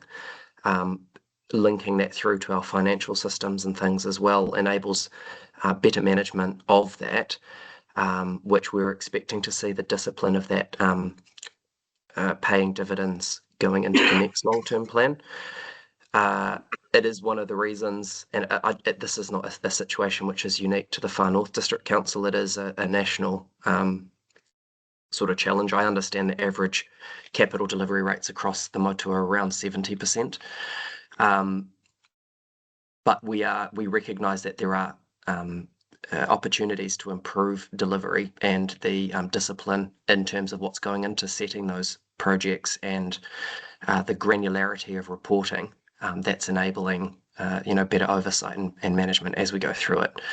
One thing that's really important for the committee to understand as well is that it is a commitment to the community that is made through the long-term and annual plans, but when council does not deliver those projects, the ratepayers are not levied on them directly.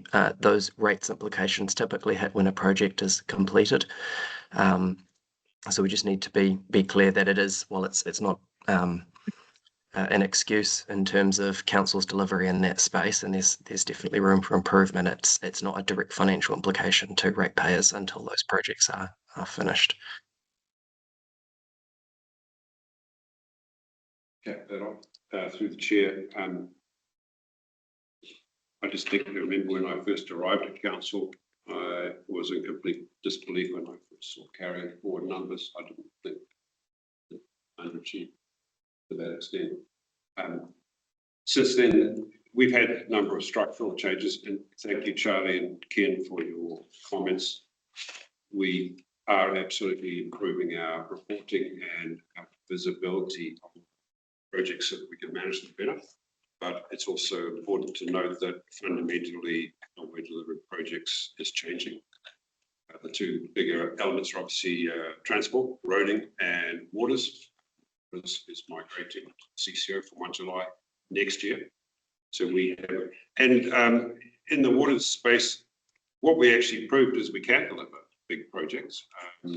Enormous chunk of our capital delivery this year was IAF Kaikohe, which is actually more or less gone to plan and to schedule and being delivered. So that gives us hope. And so the balance of this year, we will be focusing on capital delivery and then handing it to the CCO. And then there's an announcement about the waters CCO later today, I think, with regards to the appointment of a chief executive, which is good news. And with roading, once again, work in progress. Our reporting is getting very much better.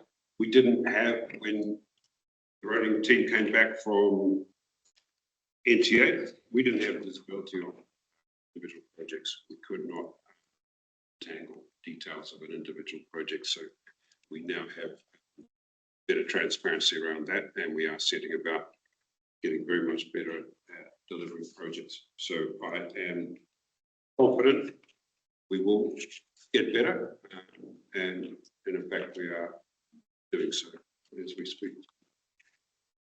I too am concerned. We have a 5-year history of over budgeting. We had a $676 million plan. We delivered 343. So at the back of an envelope, we're pushing at 50%. We're saying, I hear you say, Charlie, that it's now across other councils around New Zealand is 70%. So then I read in the report that as at the 31st of May, only 83 million of the 220.5 million year-to-date capital program has actually been delivered. So you're saying that we're making improvement, but the numbers are not evidencing that. The report also states that the capital spending is due to underperformance. So yes, we do need the CEO to address this quickly. And I'm just hearing wide sweeping statements. All right, what are we actually doing to address this quickly? Because the numbers are going backwards, not forwards. And to segue, we've now brought in the emergency roading funding issue. Shall I leave that question as a supplementary, or do I fire it now? Preview, Chair. I think we might as well get it on the table. Okay. So as we know, the emergency work for our FAR was 91, it's gone to 71, we left $1 million on the table.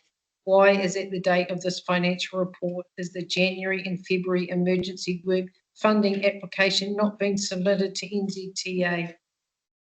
To the chair, to the CEO, sorry. How could we have possibly missed application dates? It's Charlie for a specific answer for that, but I'll comment. Thank you, Councillor Smulders. On the 2026 dates, the January submission has been made. The March submission is in progress. I do not believe that that is a cutoff at June 2026. What you're referring to, my understanding, is the FAR rate related to the 2022 works, which is a different matter. In relation to the progress that's being made, the budget for the 2024 LTP was set in 2024. What we're kind of describing is recognising that there's a lot of improvement that needs to be made in terms of the budget setting process as a part of that, which needs to work in parallel with council's ability to deliver capital against that initial budget that is already on the table. So there are two separate work streams which are happening. As Guy has mentioned, the team are making improvements in the capital delivery, but as against a budget which was quite ambitious, that was set originally in 2024. We're revising, learning from the observed sort of deficits in that place and how that can be improved going into the next long-term plan, while also currently trying to improve capital delivery with the numbers that are on the table. Unfortunately, when you do get capital budgets which are not completed from one year to the next, that then does present the carry forward question which staff are working on currently, and will be presented to council hopefully at the September council meeting. So the staff are going through the evaluating what's in the capital budget currently on a project by project basis, and we'll be in a position to discuss that with council shortly. I just note that Councillor Court has said that the reduction in the NZTA FAR rate from 91 to 71. Who's got good eyesight? Something means a lost opportunity to maximise delivery. Is it correct that NZTA asked us to resubmit? Through you, Mr. Chair. Yes, NZTA did ask us to resubmit, where we went through a transition in management in the transport space where a submission was overspec'd and was not accepted by NZTA. That's been resolved, and as we're working through in that with NZTA now, they've accepted the January submission, and we're revising the March submission.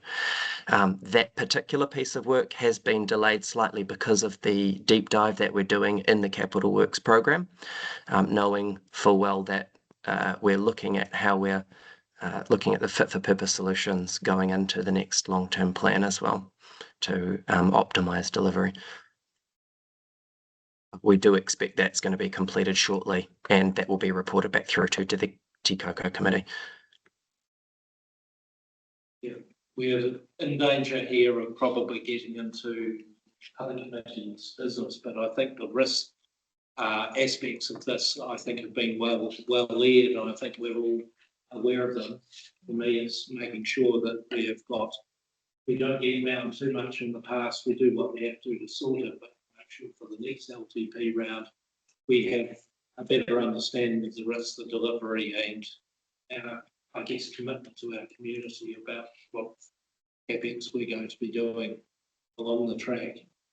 And this council is not alone in this particular issue about how do you estimate accurately the delivery schedule in something with so many uncertainties. I'm comforted that the team has recognised the issue and you're doing stuff and you're actually understanding stuff at a project level now, which I haven't seen my time in this committee happening. So we are going in the right direction, and we can all be very impatient.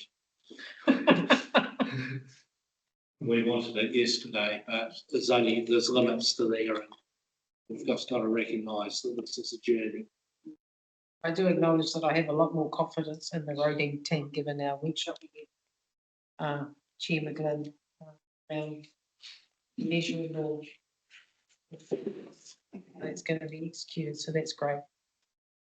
Thank you. Through the chair, I thought the roading workshop last week was exceptional, very good.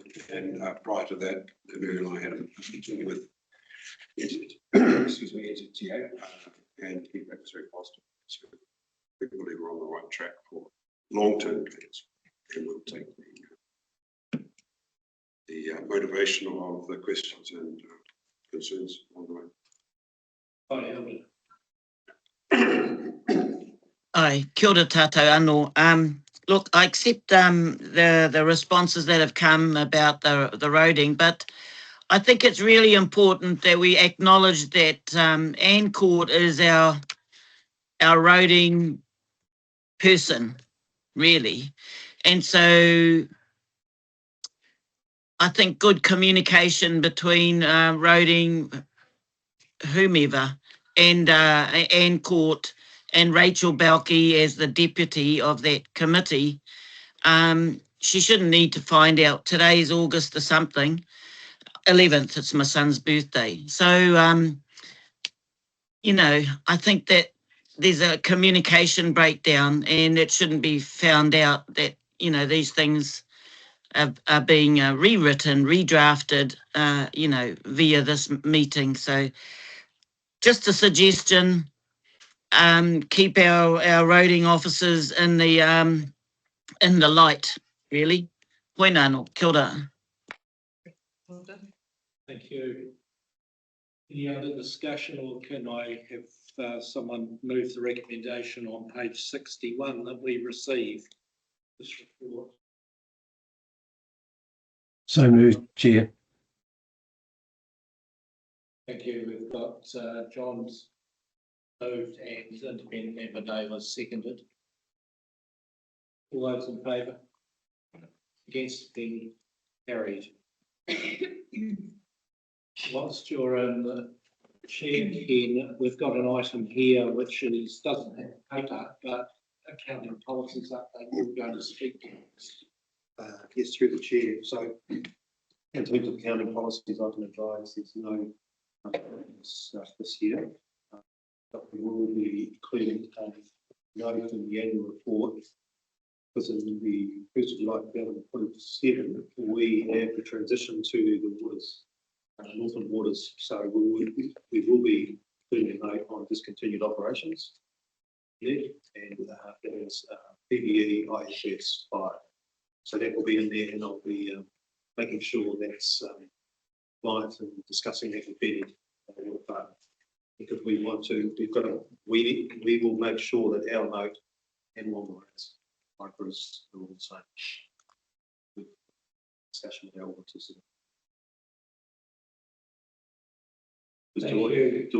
Auditors. We've just had a question that Councillor Stratford didn't catch that. Essentially, the accounting policies this year, and there's been no changes in standards, so they're going to be consistent. One exception is that as of 30 June next year, we'll have discontinued operations, which will be the water entity. We're required to have comparative information. So really, we need to have that note up and running this year, ready as much as anything for next year. Now we've got 3 parties in this, so the accounting team are coordinating between Whangarei and Far North here to make sure that we've got a consistent set of disclosures and are setting up nicely for all 3 councils to give this. So this was a wee bit of a cone head discussion that needed to be had for governance purposes. As one of those cone heads that understands these accounting standards, that's probably all the governance needs to know, that it's pretty much status quo going forward at this stage, one exception at this stage anyway. There's an exception. Yeah. So very just for noting, in that we've got a draft resolution, I guess, that we just got the verbal update coming from the Chief Financial Officer that accounting policies are stable with the exception of 3 waters. So I'm happy to move that if someone's happy to second that. Thank you, Independent Member Naylor. All those in favour? Aye. Against, if any? I don't understand. It is very technical, so I'll just note There's that. not enough info for me to make. Yeah. Can I abstain actually? Yeah, you could abstain. Thank you. On that, it is very technical, but it's not, you can probably take my strokes, it's not a great moment. No. We 5.7 valuations update on page 77. Yeah, that's you, Ken. If you could maybe speak up for those that are online. There was some mic, wasn't coming through as clearly as it might. Okay. Through the chair, my apologies. With that, I'll speak a bit louder. So this is the valuations update I'm providing to the committee. It's a regular report. The first one last year. So we do yearly evaluations and recycle those. There's assets that are recycled at the moment, and assets that are recycled, follow all accounting standards, required standards, and I to present it to you and take a report, read and welcome any questions. Thank you. Any discussion? Just one question. Thanks, Ken, through you, Chair. So the evaluation is reliant on our asset register. What assurance do we have that our asset register is complete and accurate, given some of the exposure that I've heard that's come across the desk in the last 9 months? Through the chair, so we've got a fixed asset reconciliation process that's carried out monthly. So that's the loading of acquisitions, disposals, also work in progress. We have got a detailed process for reconciling work in progress at the end of the year as well, which is why you see large scale movements in progress. In terms of balance sheet, we reconcile that monthly to all the subsidiary accounts. The asset register is reconciled to the subsidiary accounts, which is reconciled to the general ledger religiously monthly. So it's a first check. Depreciation, of course, is run monthly and reconciled. It's down to individual assets, and we cycle the valuations per our annual report. We publish those and we use recognised valuers. So mainly SPM. We've got specialist valuer for queries. This will be carries most of the work as SPM. Registered valuer. Stella, it sounds reassuring. Great. Good. I might add that the balance sheet wasn't being reconciled when I arrived now 4 years back. Right. Yep. And it was a year-end rush, and there were so many variances that it was quite fine. Right. So we're moving the state in the right direction, and Ken and the team, Charlie Beef, for that, and Jonathan, they had a lot of work to do, and it's been a project and a mission for about 2 to 3 years now to get it up to standard. I believe this year that we'll have an auditor coming in saying that he doesn't have an issue anymore. Yeah, through the chair. Go many. Through the chair, the annual report is still a work in progress. The objective is, which is why I've set that 12th of October deadline. That's 3 weeks earlier than last year. It's a work in progress, but it's about eventually getting the entire balance sheet reconciled every month without fail, including reserves, which will still reserves are still reconciling yearly because they don't move, a lot of them. But it's about just doing what you do in a normal multinational business, and we'll get there. Especially the hygiene factors. Yeah. No. Constantly chipping away and just moving every month. Yeah. Do you have a question? No. I think the being movement, I'll second it. Excellent. Any further discussion? Motion, all those in favour? No. Against, if any, carried.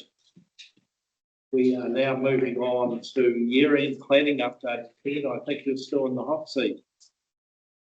Yes, through the chair. So this is providing a year-end planning update, which is our year schedule, dates, February. I'll take the report on screen. Ask any questions you may ask about dates, risk, costs.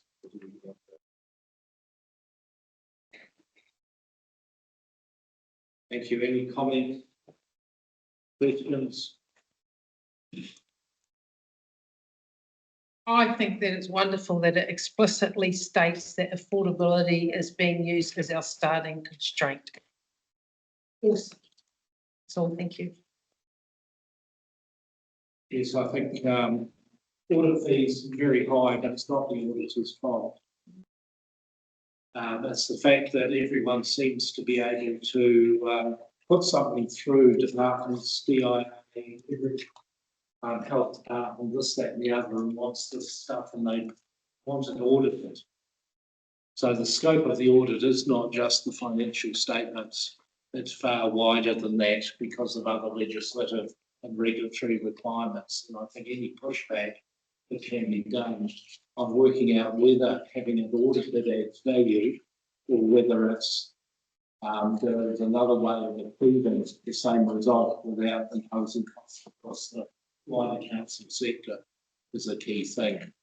I had an old saying which audit was the most misused term in the accounting language. What I mean by that is people will colloquially say, we want it audited, but do they understand what an audit is? And it's a high level of assurance, and can we get away with a lower level of assurance, which comes at a cheaper price point? And is it adding cost benefit? Is the value of having it audited rather than reviewed adding value, or is it just adding cost?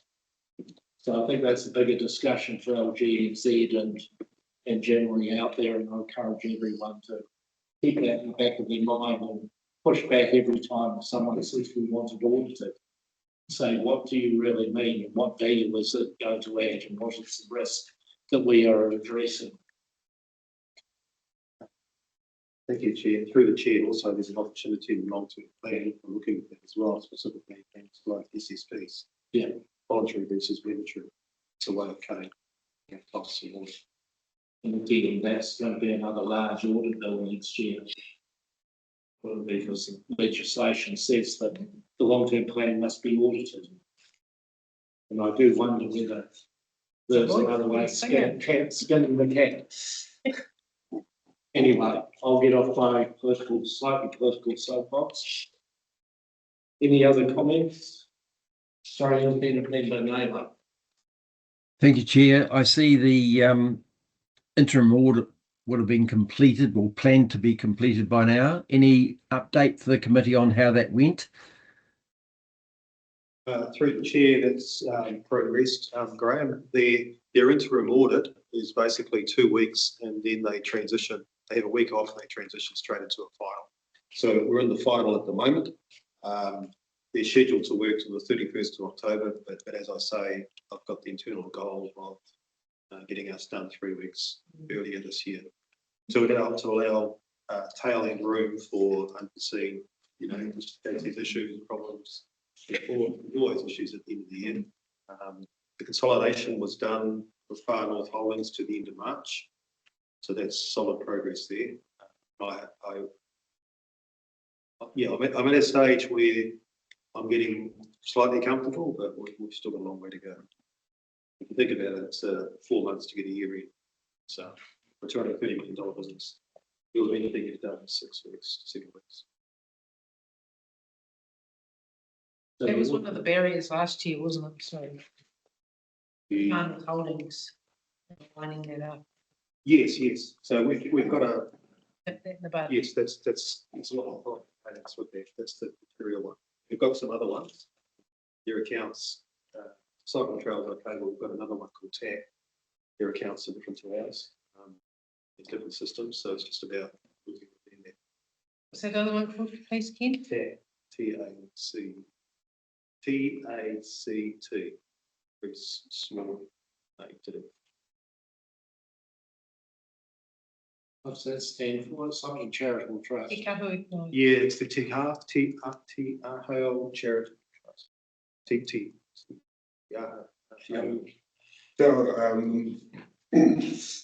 Civic Centre in Kaitaia. Yeah.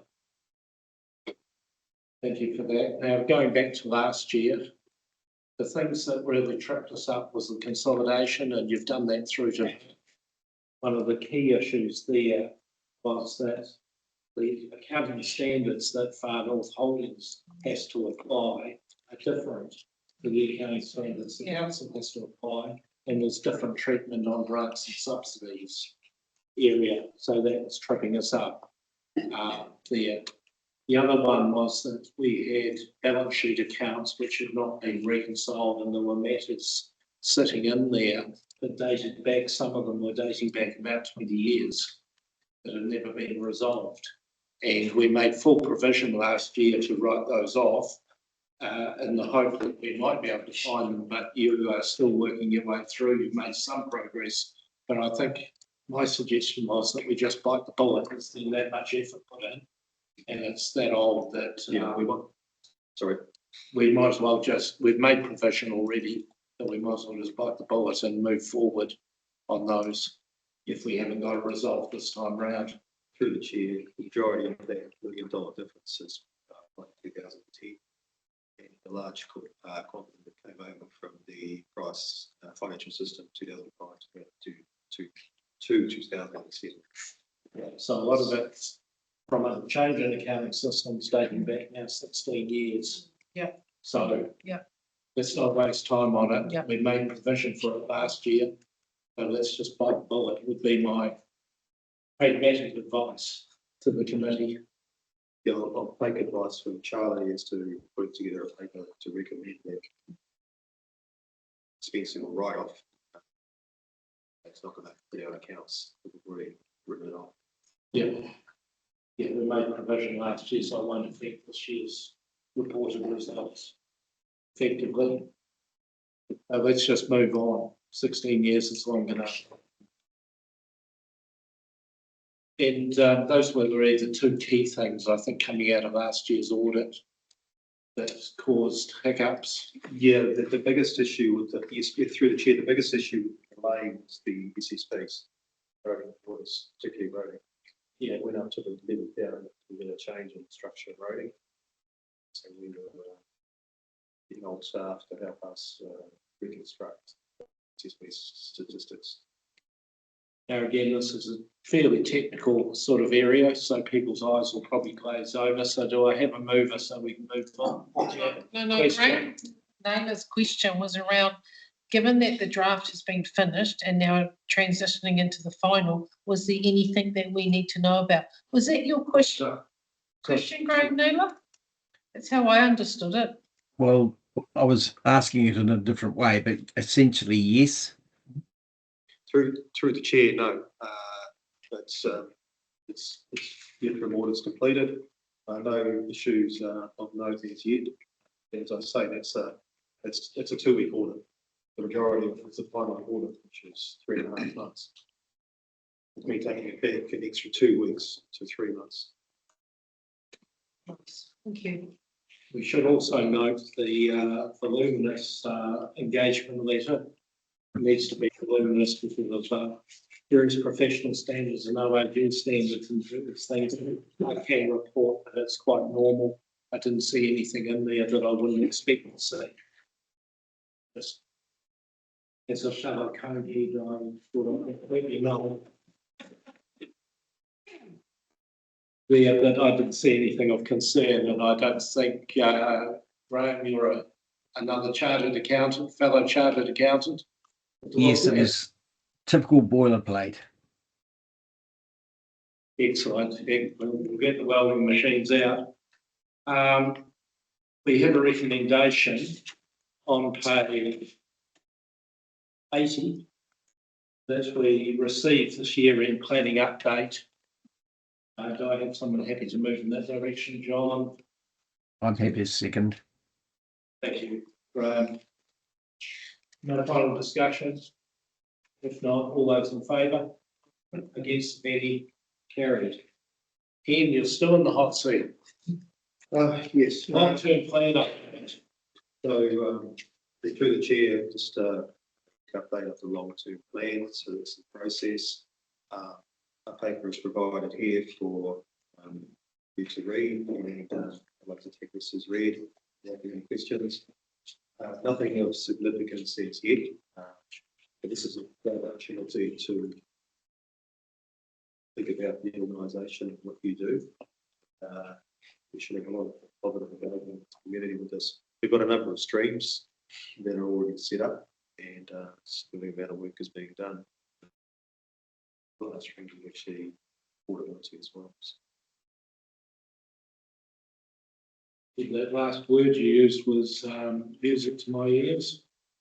The affordability bit, and all I can do is really encourage I to be part of these schemes, so it's relation to the general level of part of the workshops and things, but looking clearly at CapEx come out of this meeting, the focus area, and encourage looking at your funding impact statements and looking at the cost of provision. Can we do it more efficiently? Do we have to do it?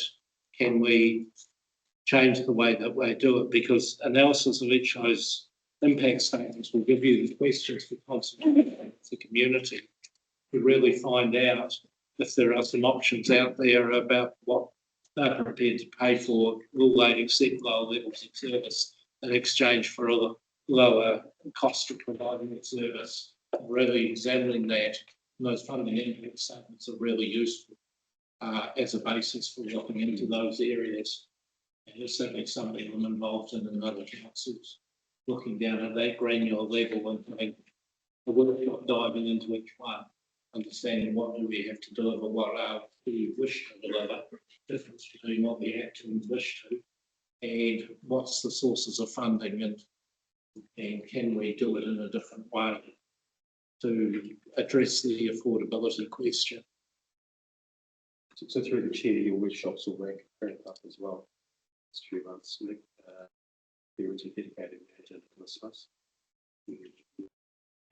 Sorry, you're going to have to speak up, Ken. Running the workshops. There's a dedicated LTP and your workshops will be ranking up. Lots of workshops on these topics coming, but I think if we listen to where the minister has been giving us the sector fairly clear direction, I think that's an area that we need to really focus in there, so that we don't set ourselves up for potential criticism that we haven't necessarily examined the stuff, reading the tea leaves of what the announcements have been. So, yeah, it's going to be a real focus for all councils, so learn from what everyone else is doing. Any other comments on the LTP? It just actually doubles down on what you said, Graham. You referred to wishes and desires, and I called it expectations and realities. So with affordability being our genuine expenditure ceiling, do you see at this point that will work comfortably with the spending program that staff and elected members are expressing that they want? Or is there a gap there? Through the chair, that's a political decision. For myself, I have my own views on doing just what's essential.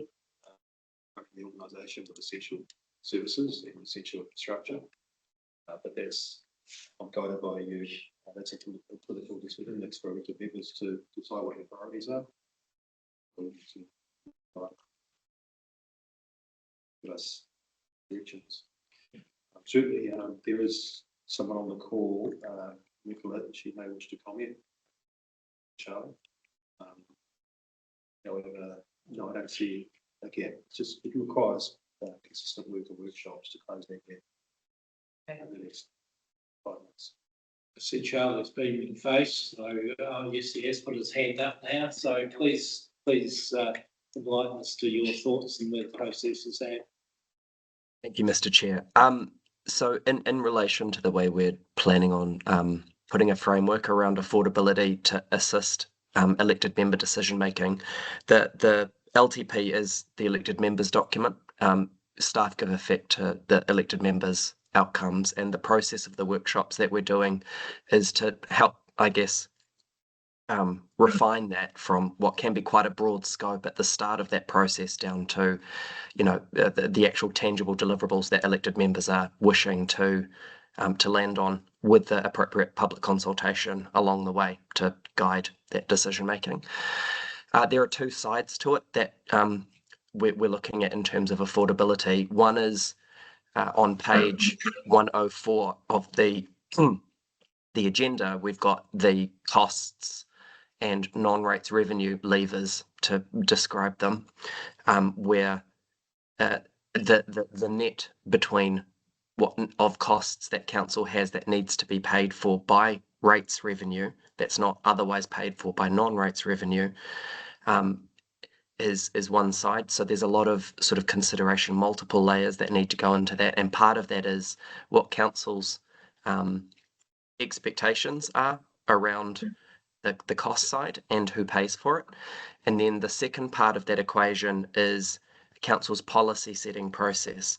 So once that total rates cost is defined, it's then how is that apportioned across the community, where we're looking at things someone mentioned earlier today, land-based versus capital-based rating, UAGC, district-wide rating for water versus scheme-based rating, for example. And these are all decisions which we're intending to model in a way which helps take what is really quite complicated information and put that through into the affordability impacts for the community. And then also being able to provide an appropriate benchmark for elected members to consider comparable councils as well. So we're looking forward to that. We have a workshop scheduled on the 25th, which is all day, where we'll start doing a deep dive into the affordability side of things. And we're hoping to present the capital program or the draft capital program for elected member consideration with attached financial modelling to start then refining that side of things as well.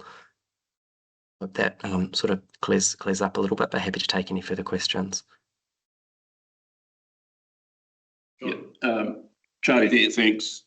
Yeah, I'm looking forward to the workshop and the detail there. Just a question, do you have any thoughts, given that the government is pushing for local government reform, whether they will, as they have done in other places, force the decisions on some of those things, namely capital rating, which they did for Auckland Super City?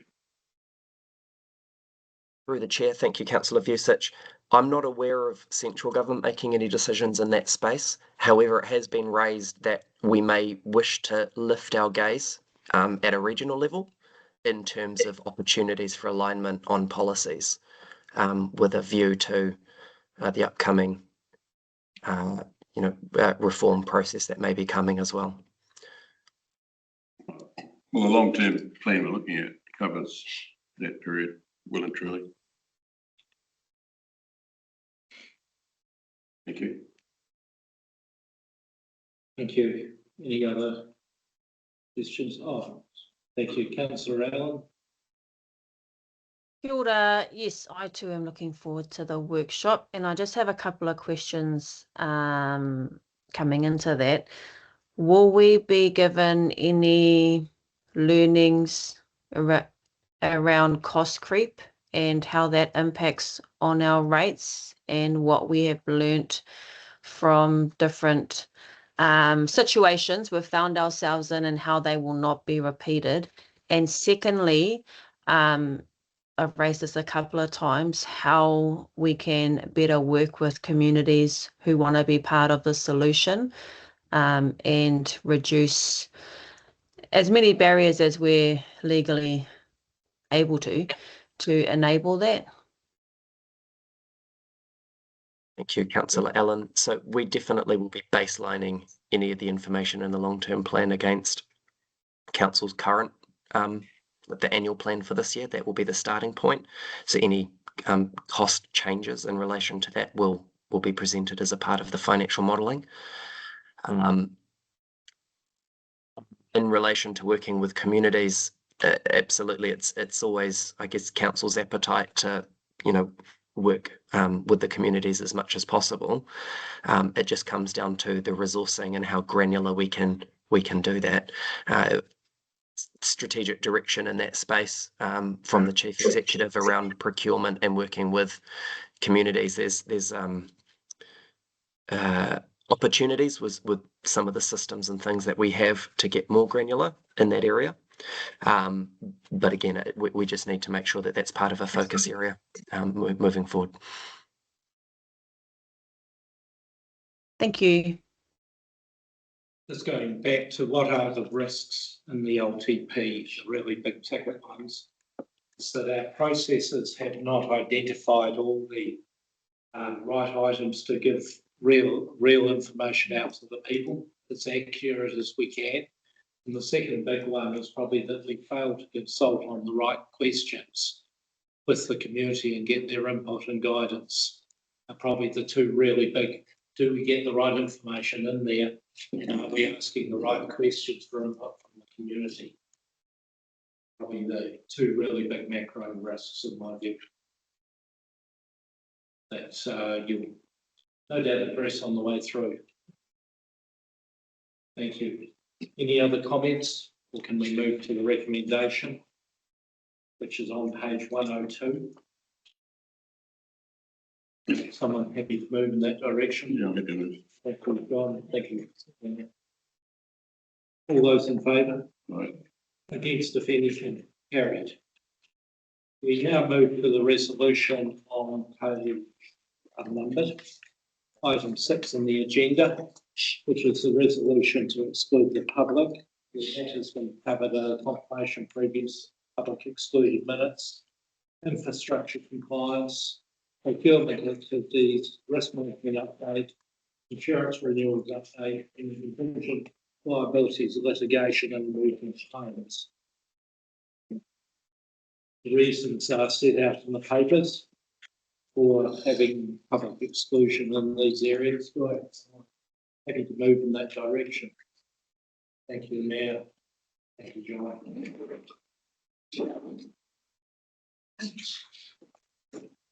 What a resolution it is. All those